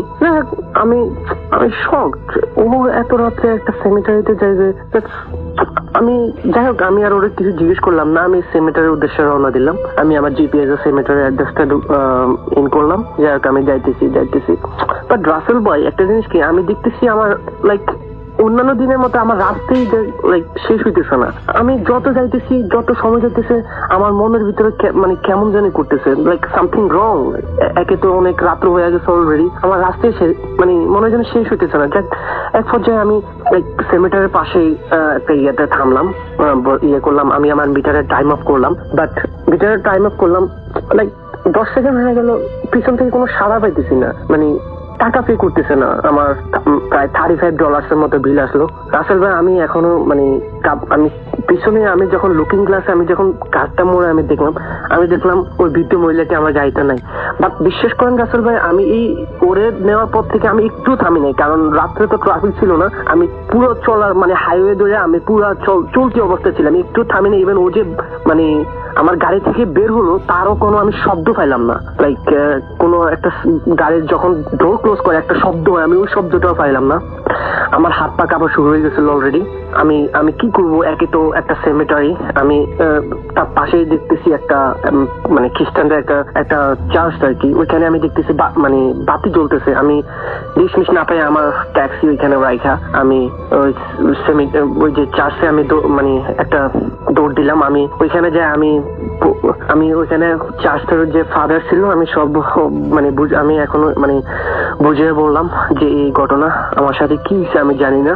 ও পরে কি করব আমি আসলে এখনো সেই করতেছি। ওই ঘটনার কথা মনে পড়লে আমার স্টিল এখনো আমার গায়ের লোম মানে দাঁড়ায় যায়। আমি পরে আমি ওদেরকে আমার সিচুয়েশনটা বুঝা বলছি। পরে ওইখান থেকে চার্চটা থেকে একটা ওদের যে টেক কেয়ার করে যে চার্চটা আমি আসলে কি করব বুঝতে পারতেছি না। পরে চার্চ আসলে বুঝতে পারছিল যে ফাদার ছিল আমারে বলছে যে আসলে তোমার গাড়িতে যে বসছিল ও আসলে কোনো বৃদ্ধ মহিলা ছিল না, ও আসলে ছিল দ্যাট ওয়াজ সামথিং এলস। যখন আমি বুঝছি যে আসলে এটা কি ছিল, আমি জীবনেও কল্পনা করি না রাসেল ভাই আসলে নিউ ইয়র্ক সিটির মতো এমন একটা শহরে এরকম কিছু একটা করতে পারে আমার সাথে। যাই হোক রাসেল ভাই পরে ওই চার্চ থেকে আমাকে একটা ওই কোন একটা লোক আমারে মানে আমার বাড়ির উদ্দেশ্যে আমারে সে প্লেসে আমারে পৌঁছাই দিয়েছিল। বাট আমি জানি না আসলে কি হয়েছিল ওই দিন আমার সাথে। আমি আজও আমার ওই দিনকার মানে ওই দিনের কথা মনে পড়লে আমি মানে ঘুমাইতে পারি না কি হয়েছিল আমার সাথে। যাই হোক রাসেল ভাই এটাই ছিল আমার ঘটনা। Thank you so much. আমরা পরবর্তী ঘটনায় যাব এবং আমাদের এখানে এই ঘটনাটিতে ইমেইল আছে, সেই ইমেইলটা আমরা একটু পড়তে চাই। আমাদের এই ইমেইলটি যেভাবে লিখেছেন সেভাবে আমি পড়ে শোনাচ্ছি।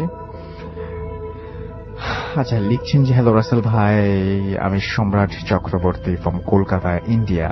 আমি বিজনেসম্যান, আমার রেস্টুরেন্টের ব্যবসা কলকাতায়, and I am a part time paranormal researcher.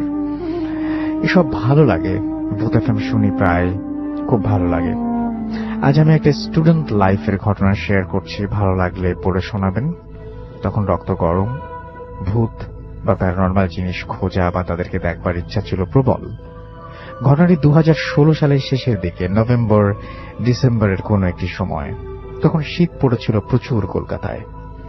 কোন একদিন সন্ধ্যের দিকে আমি আর আমার বন্ধু শায়ন, পেশায় ফটোগ্রাফার, আর সৌরভ, সে স্টুডেন্ট, ঠিক করলাম যে অন্য কোনো দিনের মতো আজও যাব আর একটা সার্ভে করতে, মানে অন্য কোনো জগতের বাসিন্দাদের খোঁজার চেষ্টা করতে। তো তাদের কমিউনিকেট করার জন্য আমাদের প্রবল ইচ্ছা। তখন আমাদের বাড়ি থেকে 10 মিটার হাঁটা পথ এবং বাগমারি মুসলিম কবরস্থান। আমি সেখানে আগে 2-1 গেলেও ভেতরে যাইনি বেশি। যাই হোক, প্ল্যান মাফিক কাজ, কবরস্থান এবং তার গেটের সামনে আমরা তখন বিকেল 5:30। তিনজনই প্রবেশ করলাম। গেটের গার্ড আঙ্কেল আমাকে চিনতেন ভালোভাবেই। তাকে হাসি মুখে ইশারায় সালাম জানাতেই সেও তাই করল। আমরা ভেতরের দিকে যাচ্ছি দেখে বাধা দিয়ে বলল, এখন তো সন্ধ্যা হতে চলল, ভেতরে না যাস না? উত্তরে আমি বললাম, আমার কাজ তো সন্ধ্যার পরে, একগাল হাসি দিয়ে সেটা বললাম এবং আঙ্কেল কিছুটা বিড়বিড় করে বলল, বুঝলাম তিনি কিছু, আপনার খুশি হলাম যে উনি আমার শুভাকাঙ্ক্ষী, মানে দোয়া করলেন এরকম কিছু একটা আর কি। তো আমরা ক্রমশ ভেতরের দিকে যেতে থাকি। প্রায় মাঝামাঝি সময় সৌরভ বলল, ভাই আমি আর যাব না এখান থেকে। আমি আর সায়ন অবাক হই, প্রায় একসাথে বলি, কেন? আমি মজা করে বললাম, ভয় পাচ্ছিস? সৌরভ কিছু বলল না, বলল চলো না। এবং সায়ন ভুরু কুচকে যা বলল যে একা যেতে পারলে যা। সৌরভ কিছু না বলে চলে গেল। আমরা ধীরে ধীরে গাছের আড়ালে মিলিয়ে গেল। আমি অবাক হলাম, আসার ইচ্ছে ছিল ওর সবচেয়ে বেশি। আমি 5-7 না ভেবে আর এগোতে গেলাম। তখন একবার ভেবেছিলাম যে ফিরে যাব, বাট তখনও আমাদের কাজ কিছুই উপলব্ধি করা হয়নি। তখন অন্ধকার, সন্ধ্যা 6টা। সবে প্রবেশ করেছি ব্লক 33-এ। ব্লকগুলি বেশি বড় নয়। শেষ প্রান্তে চোখ যেতেই দেখলাম গার্ড আঙ্কেল দাঁড়িয়ে আছেন। দূর থেকে অন্তত তাই লাগছিল। আমি হাঁক দিলাম, কাকা। কোনো উত্তর নেই। আরো কাছে এগোচ্ছি, সায়ন আমার সাথে। আমাকে ডেকেও সাড়া না পেয়ে ভাবলাম, ওটা কি কাকা নয় তাহলে? হাঁটতে হাঁটতেই ভাবছি সমস্ত। তখন মাথায় এলো যে ব্লক 33-এ আসার জন্য আমার যে পাশ দিয়ে এসেছি ওটাই একমাত্র রাস্তা, আর আসার পথে কাকা আমাদেরকে অতিক্রম করেনি। তাহলে লোকটিকে? ততক্ষণে আমরা প্রায় 10 হাত দূরত্বে লোকটির কাছ থেকে দেখলাম সে একটি কবরের সামনে দাঁড়িয়ে আছে এবং কবরের দিকে দৃষ্টি তার, এবং প্রচন্ড অন্ধকার। লোকটি যে মৃদু আলোর মাঝে এক অন্ধকারের প্রহরীর মতো দাঁড়িয়ে আছে। আমি আর সায়ন চুপ করে আছি। কোনো কথা বলছি না। কথা বলার শক্তিটুকুও বোধহয় হারিয়ে ফেলেছিলাম তখন। মাত্র 8 থেকে 10 হাত দূরে থাকা মূর্তিটা আসলে কি? তাহলে মানুষ নয়? সায়নের দিকে চোখ যায় আমার। দেখলাম ও চোখ কপালে তুলে আঙুল নিক্ষেপ করছে ওই ছায়া মূর্তির দিকে। তাকাতে দেখি সেই মূর্তি তাকিয়ে আছে আমাদের দিকে, হলুদ বর্ণের চোখ, যেন আগুন জ্বলছে, আক্রমণাত্মক হয়ে উঠছে। আমরা কিছু না ভেবে পেছন করে দৌড়াতে শুরু করি। কত জোরে জানি না, কি কোথায় তাও জানি না, শুধু দৌড়ে চলেছে নিজের মতো। খালি যেন মনে হচ্ছিল পেছনে আসছে সেই লোকটি। প্রায় 5 থেকে 7 মিনিট এলোমেলো ভাবে ছোটার পর মসজিদ দেখতে পাই। প্রায় সাথে সাথেই মসজিদের কাছে গিয়ে আমি অজ্ঞান হয়ে পড়ে যাই। তারপর নিজেকে আবিষ্কার করি গার্ড আঙ্কেলের কেবিনে। সায়ন ছিল তখনও। আঙ্কেল শান্তভাবে বলেছিলাম তো না যেতে। আমি আর কোনো উত্তর দিতে পারিনি। আমার সব ঘটনা তাকে বলার পর তিনি বললেন, শাকিব খান বলে একজন কুখ্যাত ক্রিমিনালকে খবর দেয়া হয় ব্লক 33-এর মাঝামাঝি কোনো এক জায়গায়। এর আগেও 2-1 বার অনেকে দেখেছে সেখানে সে একই ব্যাপার। কোনো কুকুর বেড়াল কোনো কিছুই সেখানে যায় না। তো তার কাছে, এবং তারপরে তিনি লিখেছেন যে আমার কাছে আরো অনেক ঘটনা আছে, সেই ঘটনাগুলো চাইলে লিখতে পারেন। এই আর কি। থ্যাংক ইউ ভেরি মাচ আপনাকে অনেক অনেক অনেক অনেক ধন্যবাদ। এনিওয়েজ, আমরা চলে যাব আমাদের পরবর্তী ঘটনায়। যে ঘটনাটি আমরা শুনবো এর পরে, সেটি আমাদের এখানে জয়েন করেছেন আমাদের আরো একজন গেস্ট, যার নাম আমরা শুনবো তার কাছ থেকেই। আপনার নামটা প্লিজ একটু বলবেন, তারপর আপনার ঘটনায় যাব আমরা। হ্যালো লিসেনার্স, আমি আরিফুল ইসলাম, আমি এসেছি বগুড়া থেকে। রাইট, আমরা কয়েকদিন ধরে বলছিলাম যে আমরা বগুড়া যাব, এবং আরিফুল ইসলাম বগুড়া থেকে এসেছেন আমাদের এখানে, এবং আশা করছি যে আপনাদেরও অনেক আপনাদের কাছে পৌঁছতে পারাটা অনেক সহজ হবে আমাদের জন্য। আরিফুল ইসলাম, কেমন লাগছে আপনার আজকে এখানে এসে? জি, অনেক ভালো ভাইয়া, আমাকে সুযোগ করে দেওয়ার জন্য আপনাকে ধন্যবাদ। আচ্ছা, তো আপনি কি চান এখন? একটা ঘটনা শোনাতে চান ছোটখাটো? জি হ্যাঁ, শোনাতে চাই। আমরা শুনি আপনার ঘটনা, চলুন। আমার ঘটনা মূলত আমার কাজিনের। জি, ওনার নাম। আপনার বগুড়াবাসী, আপনাদের জন্য কিন্তু আজকে আমরা আরিফুল ইসলামকে আরো বেশি ডেকেছিলাম এখানে, কারণ আপনারা নতুন শুনছেন ভোক্তা এফএম আমাদের সাথে, জাস্ট একদম লাইভ অনেকে শুনছেন বলছেন, এবং অনেকে অনেক এক্সাইটেড। সো আমি আপনাদের জন্যই বলছি যে আরিফুল ইসলামের ঘটনাটা আপনারা শুনবেন, এবং বগুড়া থেকে আমরা অনেক অনেক অনেক অনেক ঘটনা চাই। চলুন শুনি আপনার ঘটনাটি। জি, আমি যার ঘটনা বলবো উনি আমার কাজিন, নাম মুমিন হোসেন।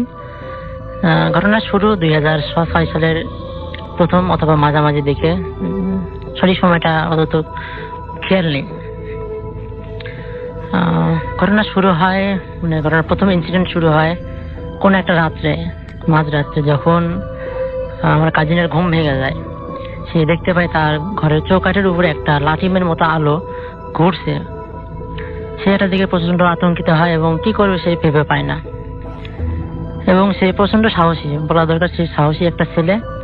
সে অন্য দিক হয়ে আবার শুয়ে পড়ে এবং ঘুমিয়ে যায়, এবং পরের দিন তার ফ্যামিলিকে ঘটনাটা জানায় যে রাত্রে আমার সাথে এরকম একটা ঘটনা ঘটেছে। তার 1 দিন বা 2 দিন পরে সে আবার একই জিনিস রাত্রে উপলব্ধি করতে পারে যে তার দরজা চৌকাঠের উপর একই জিনিস ঘুরছে, এবং সে প্রায় 1 দিন 2 দিন বিরতিতে এবং প্রায় দেখতে পেত এসব ঘটনা। তো তার কিছুদিন পরে একদিন সে এই একই ঘটনা দেখতে পায়। এরপর সে দেখতে পারে যে সেই আগুনের গোলাটা তার পড়ার টেবিলের উপর এসে পড়েছে, দরজা চৌকাঠ থেকে তার টেবিলের উপর এসে পড়েছে। সে এতে আরো আতঙ্কিত হয়, এবং কি করবে ভেবে না পেয়ে তার কাঁথাটা তার মাথার উপর দিয়ে একবারে মুড়ে সে শুয়ে পড়ে এবং ঘুমিয়ে যায়। নিত্য নতুন তার সাথে এরকম ঘটনা ঘটতেই থাকে। পরিবারের সদস্যগুলোকে সে জানায় যে আমার সাথে এরকম একটা ঘটনা ঘটতে থাকে। তারা অনেকে কবিরাজি ট্রিটমেন্ট করায়, যেহেতু এগুলোর কোনো ডাক্তারি ট্রিটমেন্ট নেই, তো কবিরাজি ট্রিটমেন্ট করায়, কিন্তু ফলশ্রুতিতে কোনো কাজ হয় না। আচ্ছা, যদিও দেখা যায় যে 1 দিন 2 দিনের জন্য ট্রিটমেন্টের পর 1 দিন 2 দিনের জন্য এগুলো থেমে থাকতো, বাট পরবর্তী সময়ে এগুলো আবার চালু হয়ে যেত। এক পর্যায়ে সে এরকম ট্রিটমেন্টের পরেও দেখতে পায় যে দরজা থেকে তার পড়ার টেবিলের উপর এসেছে, এবং পড়ার টেবিলের উপর থেকে তার বিছানার উপরে এসেছে। এবং সে প্রচন্ড ভয়ে কি করবে কিছুই বুঝতে পারে না, এবং এক সময় সে কাঁথা মুড়ি দিয়ে ঘুমিয়ে পড়ে। সে প্রতিদিন তাদের একটা স্টেশনারি দোকান ছিল, সে দোকানে থেকে থাকতো, রাত্রে একা বাসায় ফিরতো, 10টা-11টার দিকে সে বাসায় ফিরতো। তো একদিন দেখতে পায় যে তাদের দোকান থেকে তাদের বাসা পর্যন্ত আসতে একটা বাঁধঝাড় পড়ে মাঝখানে একটা, সেখানে ইলেকট্রিসিটি ছিল না সে সময়। তো একদিন আসার সময় সে বাঁধঝাড়ের ভিতর দেখতে পায় একটা সোনার হার জল জল করে জ্বলছে, এবং সে যতই এগিয়ে যায় তার দিকে সেটা পিছিয়ে যাচ্ছে। একটা সময় সে উপলব্ধি করতে পারে এটা কোনো নর্মাল ঘটনা না, এবং সে পিছিয়ে আসে এবং বাসায় এসে বলে যে আমার সাথে এরকম একটা ঘটনা ঘটেছে আজকে। আচ্ছা। তো পরিবারের সদস্যরা কি করবে ভেবে পায় না, যেহেতু কোনো ট্রিটমেন্টের পরেও এসব ঘটনা থেমে যাচ্ছে না। একটা সময় সেদিন বা তারপর দিন সে তার রুমে শুয়ে থাকে, এইসব ঘটনা ভাবতে ভাবতে শুয়ে থাকে। একটা সময় সে তার ঘরের ভিতরে প্রচন্ড একটা আলো দেখতে পায়, এবং আলো দেখার পর সে আতঙ্কিত হয়ে পড়ে যে এত আলো কোথায় আসলো, কিভাবে আসলো, এবং আলোটা এতই উজ্জ্বল যে চোখ ধাঁধিয়ে যায়। জি। একটা সময় সে আতঙ্কিত হয়ে সে পুনরায় কাঁথা মুড়ি দিয়ে শুয়ে পড়ে, এবং একটা সময় সে উপলব্ধি করতে পারে যে তার বিছানার উপর কেউ একজন উঠেছে এবং তার পাশে শুয়ে পড়েছে। সে খুবই ভয় পায়, এবং তার এই ঘটনার পরে ভয় পাওয়ার পরে একজন মানুষের স্বাভাবিকভাবেই তার ঘুম পাওয়ার কথা না, এবং তার ঘুম পাচ্ছে না আতঙ্কিত অবস্থায়। একটা সময় যে তার পাশে শুয়ে থাকে সে ভয়েতে কাঁথাটা ছড়িয়ে যে দেখবে যে কে শুয়েছে সে সাহসও পায় না। একটা সময় তার পাশে যেই শুয়ে থাকুক তার উপর একটা হাত উঠাই দেয়, এবং হাতটা প্রচন্ড ভারী ছিল সে সময়। আচ্ছা। সে আতঙ্কিত হয়ে এক সময় সেন্সলেস হয়ে যায়। ওকে। এবং পরদিন নিজেকে আবিষ্কার করে নিজের বিছানাতেই যে সে সুস্থ অবস্থায় আছে। ঠিক আছে, শেষ আপনার ঘটনা? আচ্ছা। আমার সাথে এরকম একটা ঘটনা রাত্রে ঘটেছে। তথাকথিত ফ্যামিলিও তার সাথে কবিরাজের একটা ট্রিটমেন্ট দেয়। সে আমার হেল্প নেয়, আমার হেল্প নিয়ে একজন কবিরাজের সাথে যায় আমাদের এলাকায়। জি। সেখান থেকে তাকে তাবিজ দেওয়া হয় একটা। জি। পরবর্তীতে তাবিজটার কোনো কাজে আসে না। 1-2 দিন পর একই অবস্থায় সে আবার উপলব্ধি করতে পারে। একটা সময় মে মাসের প্রথম দিকে 2007 সালের মে মাসের প্রথম দিকে তাদের বাড়িতে, যেহেতু তারা গ্রামের বাড়িতে থাকে, স্বাভাবিকভাবেই তারা কৃষিকাজ করে এবং ফ্যামিলির তাদের ভুট্টা চাষ করে এবং ভুট্টা বাড়িতে উঠায়। একটা সময় ভুট্টা বাড়িতে মাড়াই করার সময় পরিবারের সদস্যরা বাড়ির ভেতরে এক সাইডে কোনায় দেখতে পায় যে একটা আলো। তখন সময় রাত 8টা থেকে 8:30 সময় দেখতে পায় যে বাড়ির একটা উঠানের কোনায় একটা আলো জ্বলছে। পরবর্তীতে সবাইকে ডেকে আনা হয় আলোটা দেখার জন্য, এবং একটা সময় আলোটা নিভে যায়। তখন দেখতে পাই একটা সামান্য কাদার মতো একটা কিছু সেখানে জল জল করে জ্বলছিল তখন। তো একদিন সন্ধ্যাবেলায় সে বাড়িতে ছিল, এবং তখন তার দাদি বেঁচে ছিল, এখন তিনি মরহুম। সে বলে যে আমার টয়লেটে একটু প্রেসার এসে আমি একটু যাবো বাইরে। আপনার এটা কি আরেকটা গল্প? না, একই। আচ্ছা, একটি ঘটনা। হ্যাঁ। তার দাদি তাকে বলে যায় না তুই একা যেতে পারবি না এই সময়, আমি তোকে নিয়ে যাবো একটু সাথে করে। এবং যেই তাদের সংখ্যা ছিল তাই সত্যি হলো, এবং তাদের টয়লেটটা বাড়ি থেকে একটু ফাঁকে ছিল, একটা পুকুর পাড়ের উপর ছিল, তাদের পুকুর পাড়ের উপর। বলেন। এবং তার দাদি এবং আমার কাজিন দেখতে পায় যে পুকুর পাড়ের উপরে একটা কালো ছায়া মূর্তি, ভয়ঙ্কর রূপে একটা কালো ছায়া মূর্তি পা মেলে দিয়ে পাড়ের উপর বসে আছে, পাটা নিচ দিকে দিয়ে। এবং তাদেরকে দেখে 4 বা 5 সেকেন্ড পরে সেটা আর কি গড়াগড়ি দিয়ে পুকুরের ভেতর নেমে যায়। এখন উনি কেমন আছেন? এখন উনি মোটামুটি ভালো অবস্থায় আছে, তবে তাকে যে তাবিজ দেওয়া হয়েছে সেগুলো নিয়ে মেনে চলছেন। অনেক ধন্যবাদ আপনাকে আপনার ঘটনার জন্য। আসসালামু আলাইকুম রাসেল ভাই, আমি রাজীব মালয়েশিয়ার কুয়ালালামপুর থেকে বলছি, এবং লিসেনার সবাইকে আমার শুভেচ্ছা। আজকে আমি যে ঘটনাটি আপনাদের সাথে শেয়ার করব, এটি আমাদের সাথে ঘটে যাওয়া একটি ঘটনা। ঘটনাটি একটি বাড়িকে নিয়ে কেন্দ্র করে ঘটে যাওয়া একটি ঘটনা। ঘটনাটি ঘটে 2014 শেষের দিকে। তখন আমরা জব পারপাস একটি বাসা ভাড়া নেই মালয়েশিয়ার কুয়ালালামপুরের ভেতরে সুবাং জায়া SF-17 এলাকায়। বাসাটি ছিল একটি ডুপ্লেক্স টাইপের বাড়ি, বেশ পুরনো, কিন্তু ভাড়া দেওয়ার জন্য বাড়ির মালিক নতুন করে পেইন্ট করিয়েছিলেন। আশেপাশে অনেকগুলো বাড়ি থাকলেও বেশিরভাগই খালি, কিন্তু আশেপাশের পরিবেশটা ছিল অসাধারণ সুন্দর। সব মিলিয়ে আমাদের বেশ ভালো লেগে যায়, আর ভাড়াও ছিল বেশ কম। সাথে অনেক বড় একটা হাইওয়ে, আর পেছনের দিকটাতে ছিল একটু পাহাড় আর জঙ্গল টাইপের। বাসার মালিক ভদ্রলোকটি ছিলেন চাইনিজ। আমরা তেমন কিছু না ভেবে সেটির অ্যাডভান্স দিয়ে দিলাম, আর বাড়ির মালিককে জানিয়ে দিলাম আগামীকাল আমরা বাসায় উঠবো। পরদিন আমরা সবাই আমাদের নতুন বাসায় আসি। আমরা যে 5 থেকে 6 জন ছিলাম, সবার কাছে বেশ ভালো লাগে বাসাটি। সারাদিন বেশ ভালোই গেল। আমরা সবাই রাতে একটু তাড়াতাড়ি খেয়ে ঘুমিয়ে পড়লাম, খুব ক্লান্ত থাকার কারণে। কিন্তু রাত 3টার দিকে প্রচন্ড একটা ঝাঁকুনি অনুভব করলাম। সবাই ভূকম্পন ভেবে বাইরে বেরিয়ে এলাম। বাড়ির সামনে একটি ছোট বাগানের মতো ছিল, সেখানে চলে আসলাম। আমরা এ পর্যন্ত মালয়েশিয়াতে এসেছি, বাট কোনোদিন ভূকম্পন অনুভব করিনি। সাধারণত মালয়েশিয়াতে ভূকম্পন একটু কমই হয়, আর আশেপাশের বাড়িগুলো সব স্বাভাবিকই মনে হচ্ছিল তখন। 15 থেকে 20 সেকেন্ড চলে ব্যাপারটা, পরে বন্ধ হয়ে যায়। পরে আমরা রুমে চলে যাই। দুদিন পরে শুরু হয় নতুন একটি ঘটনা। সন্ধ্যার পরে বাসাটির বারান্দায় একটি অদ্ভুত বিড়াল দেখতে পাওয়া যায়। সাইজ স্বাভাবিক হলেও বিড়ালটির চোখ ছিল হলুদ বর্ণের, আর গায়ের রং ধূসর। কান দুটো স্বাভাবিকের থেকে একটু বড়। একটি অবাক করা ব্যাপার হলো, বিড়ালটি মেইন গেট খোলা থাকলেও বিড়ালটি কখনো আমাদের রুমের ভেতরে আসতো না, আর কোনোদিন কোনো খাবার দিলেও সে বাইরে থেকে খেয়ে চলে যেত।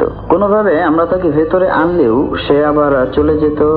আর সে যেই সন্ধ্যায় আসতো, ওই রাতে বাসাটিতে প্রচন্ড মাংস পচা একটা দুর্গন্ধ আসতো। প্রায় 2-1 দিন পর পরই ব্যাপারটা ঘটতে থাকে। আমরা সবাই বাসার আশেপাশে খুঁজতে থাকি যে কোনো জন্তু মরে পড়ে আছে কিনা, কিন্তু কিছুই খুঁজে পাওয়া যায় না। ব্যাপারটি বাড়ির মালিককে জানাই। সে বলে সে একটু দেশের বাইরে আছে, সে দেশে আসলে দেখবেন ব্যাপারটা। 7 দিন সময় নিলেন, আর বললেন আগামীকাল একজন ইন্দোনেশিয়ান আমাদের বাসায় আসবে ব্যাপারটা দেখতে। পরদিন একজন ইন্দোনেশিয়ান বেশ বয়স্ক একজন ব্যক্তি আসলেন। তার কাঁধে ছিল কালো একটি ব্যাগ। লোকটি বাসার চারপাশে ঘুরে দেখলেন, বিড়বিড় করে কি যেন বললেন। পরে বাসার পেছনের দিকে মাটি খুঁড়ে একটা কি যেন পুঁতে রাখলেন, আর আমাদের জানিয়ে দিলেন 3 দিন বাসার দরজা জানলা সবকিছু খুলে সন্ধ্যার দিকে আজান দিতে। পরে সে চলে গেলেন। তখন আমরা বুঝতে পারলাম ব্যাপারটা প্যারানর্মাল ব্যাপার। আমরা তার কথা মতো কাজ করলাম। ওই 3 দিন সব স্বাভাবিক ছিল। আর অবাক করা ব্যাপারটি হলো, ওই 3 দিন ওই বিড়ালটিও আসেনি, কিন্তু তারপর দিন সন্ধ্যায় আবার আমরা বিড়ালটিকে দেখতে পাই। আর সে রাতেই বাসায় প্রচন্ড মাংস পচা গন্ধ আরো প্রকট আকার ধারণ করলো, আর তার সাথে কিচেন রুম থেকে সব প্লেট গ্লাস পড়ে যাওয়ার শব্দ। মনে হচ্ছে কেউ রাগে সবকিছু ভেঙে ফেলছে। আমরা সবাই খুব ভয় পাই এবং একটি রুমে আশ্রয় নিই। আর রুমের মালিককে জানালে সে আমাদের জানায় 2 দিন পরেই সে চলে আসবে একটু কষ্ট করে থাকতে। পরে সবকিছু স্বাভাবিক হলে আমরা ঘুমিয়ে পড়ি। পরদিন কোনো ঘটনা না ঘটলেও আমরা প্রায় সবাই একই ধরনের স্বপ্ন দেখি। আমি দেখি বাসার সবগুলো দেয়ালে রক্তের ছাপ, আর কেউ একজন বলছে বাড়িটা ছেড়ে দিতে। আমাদের প্রায় সবাই বাড়িটা নিয়ে নানা ভয়ঙ্কর স্বপ্ন দেখতে থাকে, কিন্তু মেসেজ একটাই ছিল, বাড়িটা ছেড়ে দিতে হবে। পরদিন সকালবেলায় আমাদের মাঝে বেশ কথা কাটাকাটি শুরু হয়। দিনটা ছিল রবিবার, পাবলিক হলিডে থাকায় সবাই বাসায় ছিলাম। ছোট একটা ব্যাপার নিয়ে আমার 2 ফ্রেন্ডের সাথে বেশ কথা কাটাকাটি হয়, প্রায় মারামারির উপক্রম। ছোড়া নিয়ে একজন আরেকজনকে মারতে যাবার উপক্রম। তাদের এমন রিলেশন এর আগে কখনো ছিল না। পরে ব্যাপারটা কিছুটা শান্ত করে বিকেল বেলা বাসা থেকে কিছুটা দূরে ছিল একটা রেস্টুরেন্ট, সেখানে গেলাম একটু সময় পার করতে আর কফি খেতে। সেখানে গিয়ে পরিচয় হয় এক বাঙালি ভাইয়ের সাথে। সে প্রায় অনেক বছর যাবত সেখানে কাজ করছেন। আমাদের ব্যাপার কিছুটা তার সাথে শেয়ার করলে সে আমাদের জানায় ওই বাসার ব্যাপারে সে জানেন। সে জানায় প্রায় 3 বছর আগে বাসাটি ভাড়া হয়েছিল এবং একজন বয়স্ক ভদ্রলোক সেখানে থাকতেন। আর লোকটির ছেলে এবং মেয়ে থাকতেন অস্ট্রেলিয়াতে। বেশ কিছুদিন তার ফোন কলে তারা সংযোগ করতে না পারায় তার খোঁজে কিছু লোক আসেন ওই বাড়িতে এবং দীর্ঘ সময় খোঁজার পরেও তাকে খুঁজে পাওয়া যায় না। পরে তার লাশটি পাওয়া যায় পাশের ওই জঙ্গলটাতে। কিন্তু অবাক করা ব্যাপার হচ্ছে তার শরীরে কোনো আঘাতের চিহ্ন ছিল না। তারপর তার লাশটি পুলিশ নিয়ে যায়। এরপর থেকে ওই বাড়িটিতে আর কেউ থাকতে পারেনি। যারাই থেকেছে তাদের সাথেই কিছু প্যারানরমাল ঘটনা ঘটেছে। তো সে আমাদের জানালো ওই বাসায় আর থাকার দরকার নেই। পরে আমাদের বাড়ির মালিক চলে আসলে আমরা বিষয়টি জানাই তার কাছে, এমনকি সে আমাদের অ্যাডভান্স সব ফেরত দিয়ে দেয়। আর আমরা পাশের একটি এলাকায় নতুন একটি বাসায় উঠে পড়ি। তো রাসেল ভাই, এই ছিল আমাদের সাথে ঘটে যাওয়া ঘটনা। তারপরে আমাদের সাথে আর কোনো ধরনের কোনো ঘটনা ঘটেনি। ধন্যবাদ রাসেল ভাই, ভালো লাগলে শেয়ার করবেন ঘটনাটি। তো আমি সেরকমই একটি ঘটনা পড়ে শোনাচ্ছি আপনাদেরকে, আশা করছি আপনাদের ভালো লাগবে। যেভাবে লেখা আছে সেভাবেই পড়ছি এবং আশা করছি সেটা সবার ভালো লাগবে। ঘটনাটি আজ থেকে 30 বছর আগের মেহেরপুর জেলা শহর থেকে মুজিবনগর যাওয়ার রোডে কোর্ট ছাড়িয়ে কিছু দূর শ্মশানের কাছাকাছি প্রায় একটি বাড়ি আছে। বেশ পুরনো আমলের বাড়ি, চারিপাশ বাঁশঝাড় ও বন জঙ্গলে ভরপুর। বাড়ির মালিকের নাম খালিদ শরীফ, বাবা মার একমাত্র সন্তান। ছোটবেলা থেকেই সে প্যারানরমাল বিষয়ের সাথে অভ্যস্ত, যেমন ছাদে কারো হাঁটার শব্দ কিংবা মধ্যরাতে তার নাম ধরে ডাকার শব্দ, খালিদ ও খালিদ। বড় হয়ে সে এগুলোকে পাত্তা দিত না। কিন্তু তার লাইফের সবচেয়ে ভয়ঙ্কর ঘটনা ঘটে যখন তার বয়স 25 বছর পূর্ণ হতে যাবে তখন। তো ওই সময়ে রোজার ঈদ বেশ হাসি খুশিতেই বাড়ি আসে, কারণ ঈদের পরের দিনই তার 25তম জন্মদিন ছিল। সে ভেবেছিল এটাতে একটু সেলিব্রেট করা যায় কিনা, কিন্তু ঘটনা ঘটতে থাকে ঈদের দিন রাত থেকেই। ঈদের দিন সারা বিকেল বন্ধুদের সাথে ঘোরাঘুরি করে সন্ধ্যার একটু পর বাড়ির পথে রওনা দিল।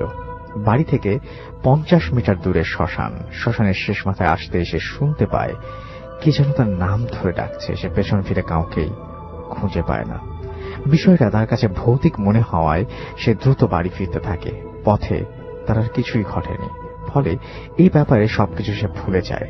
রাতে ভাত খেয়ে খালিদ ঘুমোতে চলে যায় আর ভাবতে থাকে কাল বাদে পরশুদিন তো বার্থডে, কি করা যায়।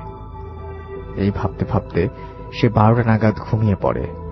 রাত প্রায় 1:45 তার ঘুম ভাঙলে সে যেটা দেখে তা দেখার জন্য সে প্রস্তুত ছিল না। দেখতে পায় খাট থেকে কমপক্ষে 2 ফুট উচ্চতায় ভাসছে সে নিজে, এবং ঘরের কোনায় একটা ব্ল্যাক শ্যাডো দাঁড়িয়ে আছে।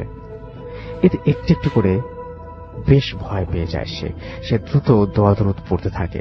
একটু পরে ব্ল্যাক শ্যাডোটা তার কাছে আসতে থাকে এবং খাটের একেবারে কোনায় এসে দাঁড়ায়। ব্ল্যাক শ্যাডোটার দিকে তাকিয়ে বিচ্ছিরি ভাবে হাসে এবং হঠাৎ করে সেটি হারিয়ে যায়। ব্ল্যাক শ্যাডোটা হারিয়ে যাওয়ার সাথে একদম প্রায় সাথে সাথেই সে খাটের উপরে ধপাস করে পড়ে যায়। খাটের উপর থেকে পড়ে গিয়ে সে সেন্সলেস হয়ে যায়। ভোরে ফজরের আজানের সময় তার সেন্স আসে এবং সেন্স ফিরে সে নিজেকে শ্মশানে আবিষ্কার করে। সে নিজেকে কোনো মতে সামলে নিয়ে বাড়ি ফিরে ঘটনাটি সে কাউকে জানায়নি। সে একজন ভালো কবিরাজকে চিনত। কবিরাজের কাছে গেলেন। কবিরাজ তাকে একটা কাগজে কিছু লিখে দেয় এবং বলে রাত প্রায় 2:45টার সময় একটা গাড়ি আসবে যা কয়টি শেয়াল টেনে আনবে। তবে ভয় পাওয়ার কিছু নেই, এই চিঠিটি ওই গাড়ির ভেতরে ফেলে দিতে হবে, আর কোনো মতেই এই কাগজটা খুলে পড়া যাবে না। তারপর ভোরে একটা টিকটিকি তোমার দরজার সামনে পড়ে থাকবে। সেই টিকটিকিটিকে শ্মশানের একটা কোনায় মাটি চাপা দিয়ে আসতে হবে। খালিদ কবিরাজের কথা মতো রাত 2:45টার আগে মানে তার আগে থেকে দাঁড়িয়ে অপেক্ষা করতে থাকে। একটু পরে সে দেখতে পায় 8টা হিংস্র শেয়াল একটি গাড়িকে টেনে আনছে এবং খালিদ ভয় না পেয়ে চিঠিটি ওই গাড়ির ভেতরে ছুঁড়ে মারে। পরে ভোরে মরা টিকটিকি শ্মশানের একটি কোণায় সে পুঁতে দিয়ে আসে। তারপর আবার কবিরাজের কাছে গিয়ে চিঠিতে কি লেখা ছিল তা জানতে চাইলে খালিদকে সে শুধু এটুকুই বলেছিল যে ওই গাড়িটি ছিল জিনদের বাদশার গাড়ি, আর ওই মরা টিকটিকিটি ছিল একটা জিন। দেখো, তোমার জন্মের সাথে সাথেই তোমার উপর ব্ল্যাক ম্যাজিক করা হয়েছিল।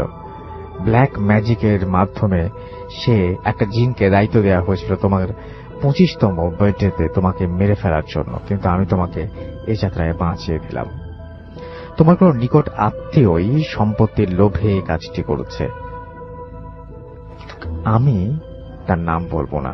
এরপর থেকে খালিদের আর কোনো প্রবলেম হয়নি, কিন্তু আজ পর্যন্ত মনে প্রশ্ন থেকে যায়, কবিরাজজি ওই চিঠিতে কি লিখেছিলেন, আর কেই বা তার উপরে ব্ল্যাক ম্যাজিক করেছিল?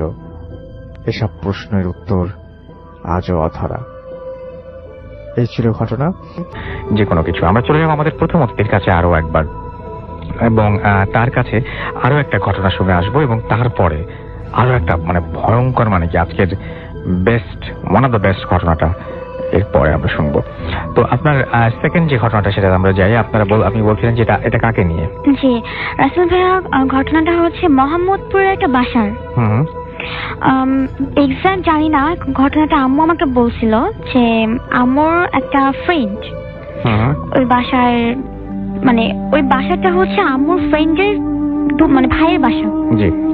তো ভাইয়া বাসাটায় যে কাহিনীগুলো হয় সেটা হচ্ছে যে সাপোজ আপনি বাসাটাতে গিয়েছেন, আপনি বসে আছেন, আপনি হঠাৎ দেখবেন যে কেউ আপনার পাশ থেকে হেঁটে গেল, আপনি এটা ফিল করতে পারবেন, বাট অ্যাকচুয়ালি কেউ নাই। আশেপাশে যখন তাকাবেন তখন দেখবেন যে কেউ নাই। তারপর এমন হবে যে যদি কোনো মেয়ে মানুষ যায়, তারা খুব মেয়েদেরকে খুব ডিসলাইক করে। তো মেয়েদের যায় যদি সালোয়ার কামিজ পরে যায় তাহলে অন্যটা সরাই ফেলে। ইভেন রাতে যদি ঘুমাইতে যায় তাহলে কাঁথা বা কম্বল যাই গায়ে থাকুক না কেন সরাই ফেলে। আপনি বলছিলেন যে আপনার ফ্রিজে খাবারের ব্যাপার। রাসেল ভাই, ফ্রিজে যে খাবারগুলো রাখা হয়, আজকের খাবার যদি রাখা হয় কালকে সকালে উঠে দেখা যাবে যে ফ্রিজে খাবার নাই। সে 1 মাসের খাবার একদিনে শেষ। তারপরে হচ্ছে যে রাসেল ভাই শেষ মানে কি আপনারা পরের দিন সকালে এসে দেখেন যে খাবার নাই? হ্যাঁ, খাবারগুলো নাই, ফ্রিজে নাই। আর মিষ্টি তা মানে যতটুকু বলছে যে তাদের জন্য এক্সট্রা করে মিষ্টি কিনতে হয়। প্রতিদিন তারা 5 থেকে 6 কেজি তাদের জন্য মিষ্টি কিনতে হয় প্রতিদিন। এমনটাও হয় যে টাকা রেখে দিচ্ছে এক জায়গায়, তার কিছুক্ষণ পর দেখবে টাকাটা নাই। এই প্রবলেম গুলো বাসাতে প্রচুর পরিমাণে হয়। রাসেল ভাই, একটা দিন হয় যে ওই বাসার একটা মেয়ে, ওর টিচার আসে বাসায় পড়াতে, প্রাইভেট টিচার। তো প্রাইভেট টিচার বাসায় টেবিলে পরে পড়াচ্ছে। তো হঠাৎ পাশে থেকে মেয়েটা বলে, নানু ভাই তুমি এখন যাও, আমি পড়ছি। তখন টিচারটা পাশে তাকায় দেখে যে কেউ নাই। টিচারটা একটু অবাক হয় যে মেয়েটা কার সাথে কথা বলছে। তখন মেয়েটা আবার বলে, নানু ভাই তুমি যাও, আমি তোমার সাথে পরে কথা বলছি, আমি এখন পড়ছি, আমাকে পড়তে দাও। আর রাসেল ভাই, সেই টিচারটা নাকি খুব ভালোভাবে দেখতে পেল যে মেয়েটার চুলগুলো আকাশে ভাসতেছে। মানে একটা মানুষের যখন চুলগুলো ধরা হয় তখন তো বোঝা যায় যে একটা চুল ধরা হয়েছে, ঠিক সেম ভাবে, বাট কেউ আশেপাশে নাই, কিন্তু চুলগুলো আকাশের দিকে ভাসতেছে, উপরের দিকে ভাসছে। তখন টিচারটা একটু ভয় পেয়ে যায় যে কি হচ্ছে এটা, আশেপাশে কেউ নাই, তাহলে এটা কি হচ্ছে। তখন টিচারটা তবুও খুব নিজেকে রিল্যাক্স করে বসে যে না, এটা হয়তো বা তার চোখে কোনো ভুল থাকতে পারে, হ্যালুসিনেশন হতে পারে। তখন সে আবার কন্টিনিউ করে। তো তার কিছুক্ষণ পর মেয়েটা একটু বকা দিয়ে উঠেছে, নানু ভাই তোমাকে বললাম না তুমি যাও, আমি পড়ছি। ঠিক তার পর মুহূর্তে যেটা হয় রাসেল ভাই, মেয়েটার মাথা মানে ঘাটটা ধরে একদম টেবিলের নিচে মাথাটা দিয়ে দেয়। তো ওটা দেখতে পাচ্ছি টিচার যে মেয়েটার একদম একটা মানুষকে যখন ধরে নিচে দিকে টানা হয় যেমনটা লাগে ঠিক সেম ওইভাবে। তখন টিচারটা একটু ভয় পেয়ে যায় এবং টিচারটা সেখান থেকে দৌড়ে চলে আসে। আসার পথে যা হয় দরজাটা বন্ধ করে দেয়, টিচারটা ঘর থেকে বের হতে পারে না।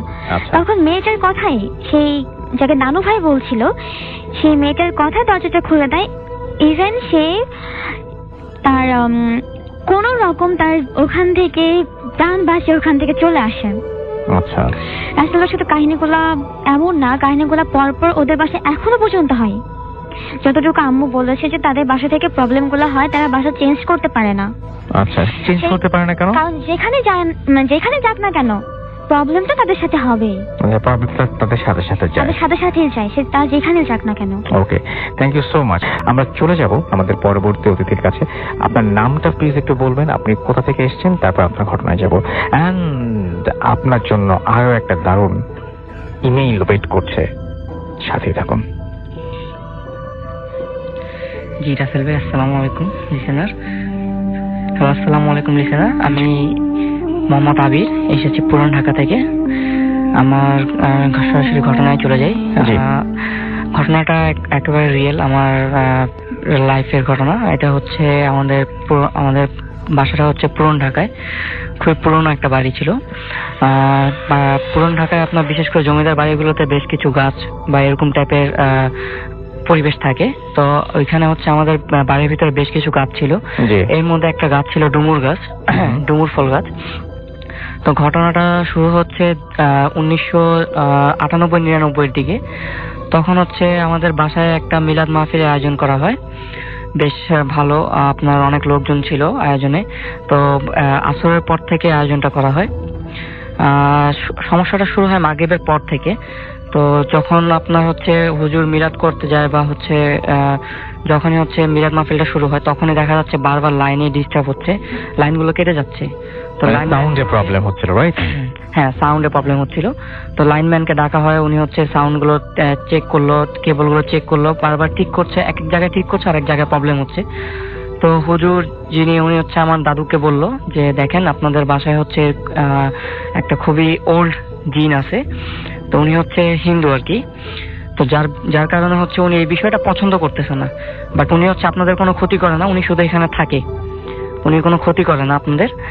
তো এরপরে ঘটনাটা হচ্ছে উনি হচ্ছে বাড়িটা বেঁধে দিয়ে যায়, এবং এরপরে ঘটনাটা ঘটে প্রায় 10 থেকে 15 বছর পরে। রিসেন্টলি হচ্ছে আমরা যখন বাড়িটাকে ডেভেলপারের কাছে দিই, তখন হচ্ছে আমার আব্বু হচ্ছে ঘরের বড়। তো আমার আম্মু হচ্ছে প্রায় সময় দু একবার স্বপ্ন দেখলো যে হচ্ছে আপনার ওই ডুমুর গাছের নিচে আমার আম্মু দাঁড়িয়ে আছে, এবং হচ্ছে ওই গাছের উপর থেকে কেউ একজন আম্মুকে বলতেছে যে তোমরা বাড়ি যা ইচ্ছা করো, বাট হচ্ছে তোমরা এই গাছটা কেটো না, এই গাছে আমি থাকি। তো আম্মু এটাকে তেমন কিছু একটা ভাবেনি। তো হচ্ছে যখন আর কি বাড়িটা ভাঙা হলো, আমরা ডেভেলপারকে দিই, তো বাড়ির গাছটা হচ্ছে কাটা হলো। কাটার পর দিনে হচ্ছে ভাই আমার রিসেন্ট ছোট ভাই যে ও হচ্ছে আর কি বাই অ্যাক্সিডেন্টলি, আনফরচুনেটলি ছাদ থেকে পড়ে হচ্ছে অ্যাক্সিডেন্টলি মারা যায়। আচ্ছা, এই দুটো ঘটনা কি আপনি কানেকশনটা কোথায় পেয়েছেন, বা কিভাবে আপনি মনে করছেন যে রিলেটেড? যদি আপনার মতো করে বলেন, একদম আপনার চিন্তা থেকে বলেন। এখানে রিলেটেড হচ্ছে ভাই, আমার আম্মু হচ্ছে 2 বার অলরেডি স্বপ্ন দেখেছে এই বিষয়টা। আমার আম্মু হচ্ছে ডুমুর গাছের নিচে দাঁড়িয়ে আছে, এবং স্বপ্নে আমার আম্মু হচ্ছে দেখলো যে তিনি গাছের নিচে দাঁড়িয়ে আছে, এবং গাছের উপর থেকে বলা হচ্ছে যে আপনারা বাড়িতে যা ইচ্ছা করেন, বাট এই গাছটা কেটেন না। গাছটা ছিল বাড়ির একবারে দক্ষিণ পাশে। তবে আপনারা মোটামুটি বিশ্বাস করেন যে এই গাছটা কাটার জন্য এরকম একটা ঘটনা ঘটেছে? এক্স্যাক্টলি, আম্মু হচ্ছে আমার ভাই মারা যাওয়ার 2 দিন পরে এক্স্যাক্টলি স্বপ্নে দেখে যে ওই গাছের উপর থেকে একজন আম্মুকে, সেই একই স্বপ্ন, বাট এবার বলতেছে যে তোরা তো আমাকে থাকতে দিলি না, এই জন্য আমি হচ্ছে তোদের থেকে একজনকে নিয়ে গেলাম। আচ্ছা, এবং এটা আপনাদের মানে বিশ্বাস যে এটা এই কারণে হয়েছে। পরে আপনারা কারো কাছে হেল্প নিতে গিয়েছিলেন বা জানতে চেয়েছিলেন যে আসলে এই প্রবলেমটা কেন হলো বা এরকম কিছু? পরে আসলে ওরকম ভাবে জানা হয়নি, বাট হচ্ছে আমাদের যে এলাকার যে ইমাম সাহেব আছে, উনি হচ্ছে খুবই পায়াস একজন ব্যক্তি, ওনার সাথে আমার খুব ভালো সম্পর্ক। আচ্ছা, তো উনি একদিন আমাকে বলছিল, জাবির এখানে হয়তোবা তোমার ভাই, মানে আমার ভাইয়ের যে অ্যাক্সিডেন্টটা ছিল আসলে ছাদ থেকে ও যেখানে পড়ছে 2টা বিল্ডিং এর মাঝখানে, ও বেশ মোটামুটি লম্বা ছিল। ওই যে জায়গাটা পড়ছিল আর কি, ওই জায়গাটা হচ্ছে এরকম কোনো জায়গা ছিল না যেখানে একটা সচরাচর একটা মানে ব্যক্তি পড়ে যাবে, মানে একটা ব্যক্তি যদি পড়েও সেখানে মিনিমাম আটকে যাবে, একবার নিচে পড়বে না। এবং বিষয়টা হচ্ছে যেখানে সে পড়ছিল সেখানে হচ্ছে আপনার নিচে হচ্ছে পানের গোডাউন ছিল, তো পানের হিউজ স্তূপ ছিল, ও পানের উপরে পড়ছে, বাট পড়ার সময় যে মানে বাড়িগুলো রাখছে সেটার কারণে আসলে ডেড হয়। আপনার ভাই যেহেতু এরকম একটা অ্যাক্সিডেন্টের শিকার হয়েছেন, তো আপনাদের যেহেতু একটা ঝামেলা হয়েই গেছে, আপনি এই ঝামেলা থেকে বা এই ঝামেলা এড়ানোর জন্য আপনি কি মানে কোনো প্রিকশন বা কোনো ধরনের কোনো প্রোটেকশন? না, আসলে আমাদের ফ্যামিলি ওরকম তাবিজে বিশ্বাস করে না বা হচ্ছে কোনো ওরকম বিশ্বাস করে না। বাট আমার হুজুর এক্স্যাক্টলি আমাকে যেটা বলছিল যে হচ্ছে আবির তুমি নামাজ পড়ো, কোরআন পড়ো এবং হচ্ছে এবং সেটা আপনি করছেন এবং সেটা আপনাদের মধ্যে বাসায় আপনার আশা করতে পারেন যে এখন আর কোনো সমস্যা নেই, এখন আর কোনো সমস্যা নেই। বাট তারপরেও ভাইয়া দেখা যায় যে মাঝে মধ্যে আমি একটু ভয় পাই। এক্স্যাক্টলি যেমন হচ্ছে মাঝে মধ্যে দেখা যায় যে আপনার আমার রুম, আমি আর কি যে রুমে থাকি সেই রুমটা মাঝে মধ্যে দেখা যায় যে একটু ভারী হয়ে যায়। মানে বিশেষ করে আমার একটু ছোটবেলা থেকে আমি হচ্ছে মানে আমার আশেপাশে যদি অ্যাবনর্মালি কিছু থাকে বা এরকম কিছু হয়, আমি হচ্ছে আমার মানে পুরো শরীরটা হ্যাজি হয়ে যায়। তো এই জিনিসটা আমি ফিল করি মাঝে মধ্যে। দেখা যাচ্ছে অটোমেটিক্যালি মানে বারান্দার মধ্যে মনে হয় যে কেউ বসে আছে। আমার বুঝতে পারেন? হ্যাঁ, আমাদের মানে রুমের সামনে অবয়বটা দেখা যায় একদম কল্পনা ছায়ামূর্তি, একেবারে ছায়ামূর্তি অবয়ব হচ্ছে আপনার দেখা যায় না, পোশাকের কালার না, একেবারে ছায়ামূর্তি যেরকম বসে থাকে একদম পুরো ব্ল্যাক শেড মানুষের মতো আর কি। একটা মানুষ বারান্দার সামনে বসে আছে। কারণ হচ্ছে আমার বাসার বেডরুমের মানে আমি যেদিকে মাথা রাখি আমার সামনে বরাবর হচ্ছে আমার বারান্দাটা, এবং বারান্দায় অল টাইম একটা টুল থাকে। কারণ হচ্ছে আমি যেখানে জব করি এখান থেকে আসার পর আমি বারান্দায় বসে, আমাদের বারান্দা হচ্ছে দক্ষিণ দিকে মুখ করা, তো খুব পরিমাণ বাতাস আসে, ওইখানে একটু বসে আর কি রিল্যাক্স করি। তো ওই চেয়ারের মধ্যে দেখা যায় প্রায় সময় একটা অবয়ব, মানে আমার যখন আমি হঠাৎ করে রাত্রেবেলা দেখা যায় ঘুম ভাঙলো বা ওয়াশরুমে যাব, তখন দেখা যায় যে ওখানে কিছু একটা আসে, আমার মানে পলক পড়তে পড়তে আমার দেখা যায় যে নাই হয়ে যায়। আচ্ছা, আপনি এটা কতদিন ধরে হচ্ছে আপনার? এটা অলমোস্ট হচ্ছে 1 ইয়ার। আমার ভাই মারা গেল এবং আমার ভাই যখন মারা যায় আমরা ওই বাসায় অলমোস্ট নতুন হয়ে উঠেছি, বাসা ছাড়ার পর নতুন বাসায় শিফট হয়েছে আর কি। আর ওইখানে যখন আমরা গেলাম আমার ভাই মারা যাওয়ার 3 থেকে 4 মাস পর থেকে আর কি। জি, তো আমরা চলে যাব আমাদের পরবর্তী ঘটনায়, আমাদের পরবর্তী অতিথির কাছে। এবং আপনার নামটা প্লিজ একটু বলবেন, কোথা থেকে এসেছেন? আসসালামু আলাইকুম। আমার বলতে হবে। আসসালামু আলাইকুম। জি, আমি আসিফ বলছি। আমি এসেছি পাটগ্রাম লালমনিরহাট থেকে। পড়াশোনার সুবাদে আমি ঢাকায় মোহাম্মদপুরে থাকি। ওকে, আপনার ঘটনায় চলে যাই আমরা। ওকে রাসেল ভাই, ঘটনাটা ঘটেছে আমার গ্রামের বাড়িতে। এটা হচ্ছে হাতিবান্ধা।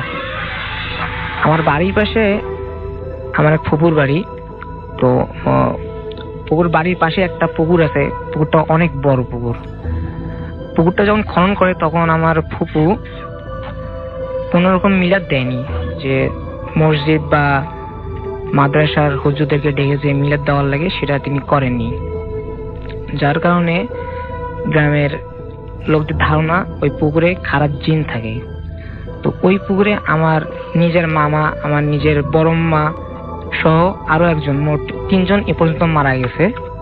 তো গ্রামের লোকদের ধারণা যে ওই খারাপ জিনটা এই কাজ করছে। আবার গ্রামের কিছু লোকদেরকে রাত্রে করে স্বপ্নে বলে এই কথা যে সাবধান, এরপরে আরো একজন খাবো, এবার আর কি সাবধান করে দেয়। তো ওই পুকুরে মানুষজন নামে না, গোসল করতে নামে না। আবার কেউ নামলেও একসঙ্গে অনেকজন নামে।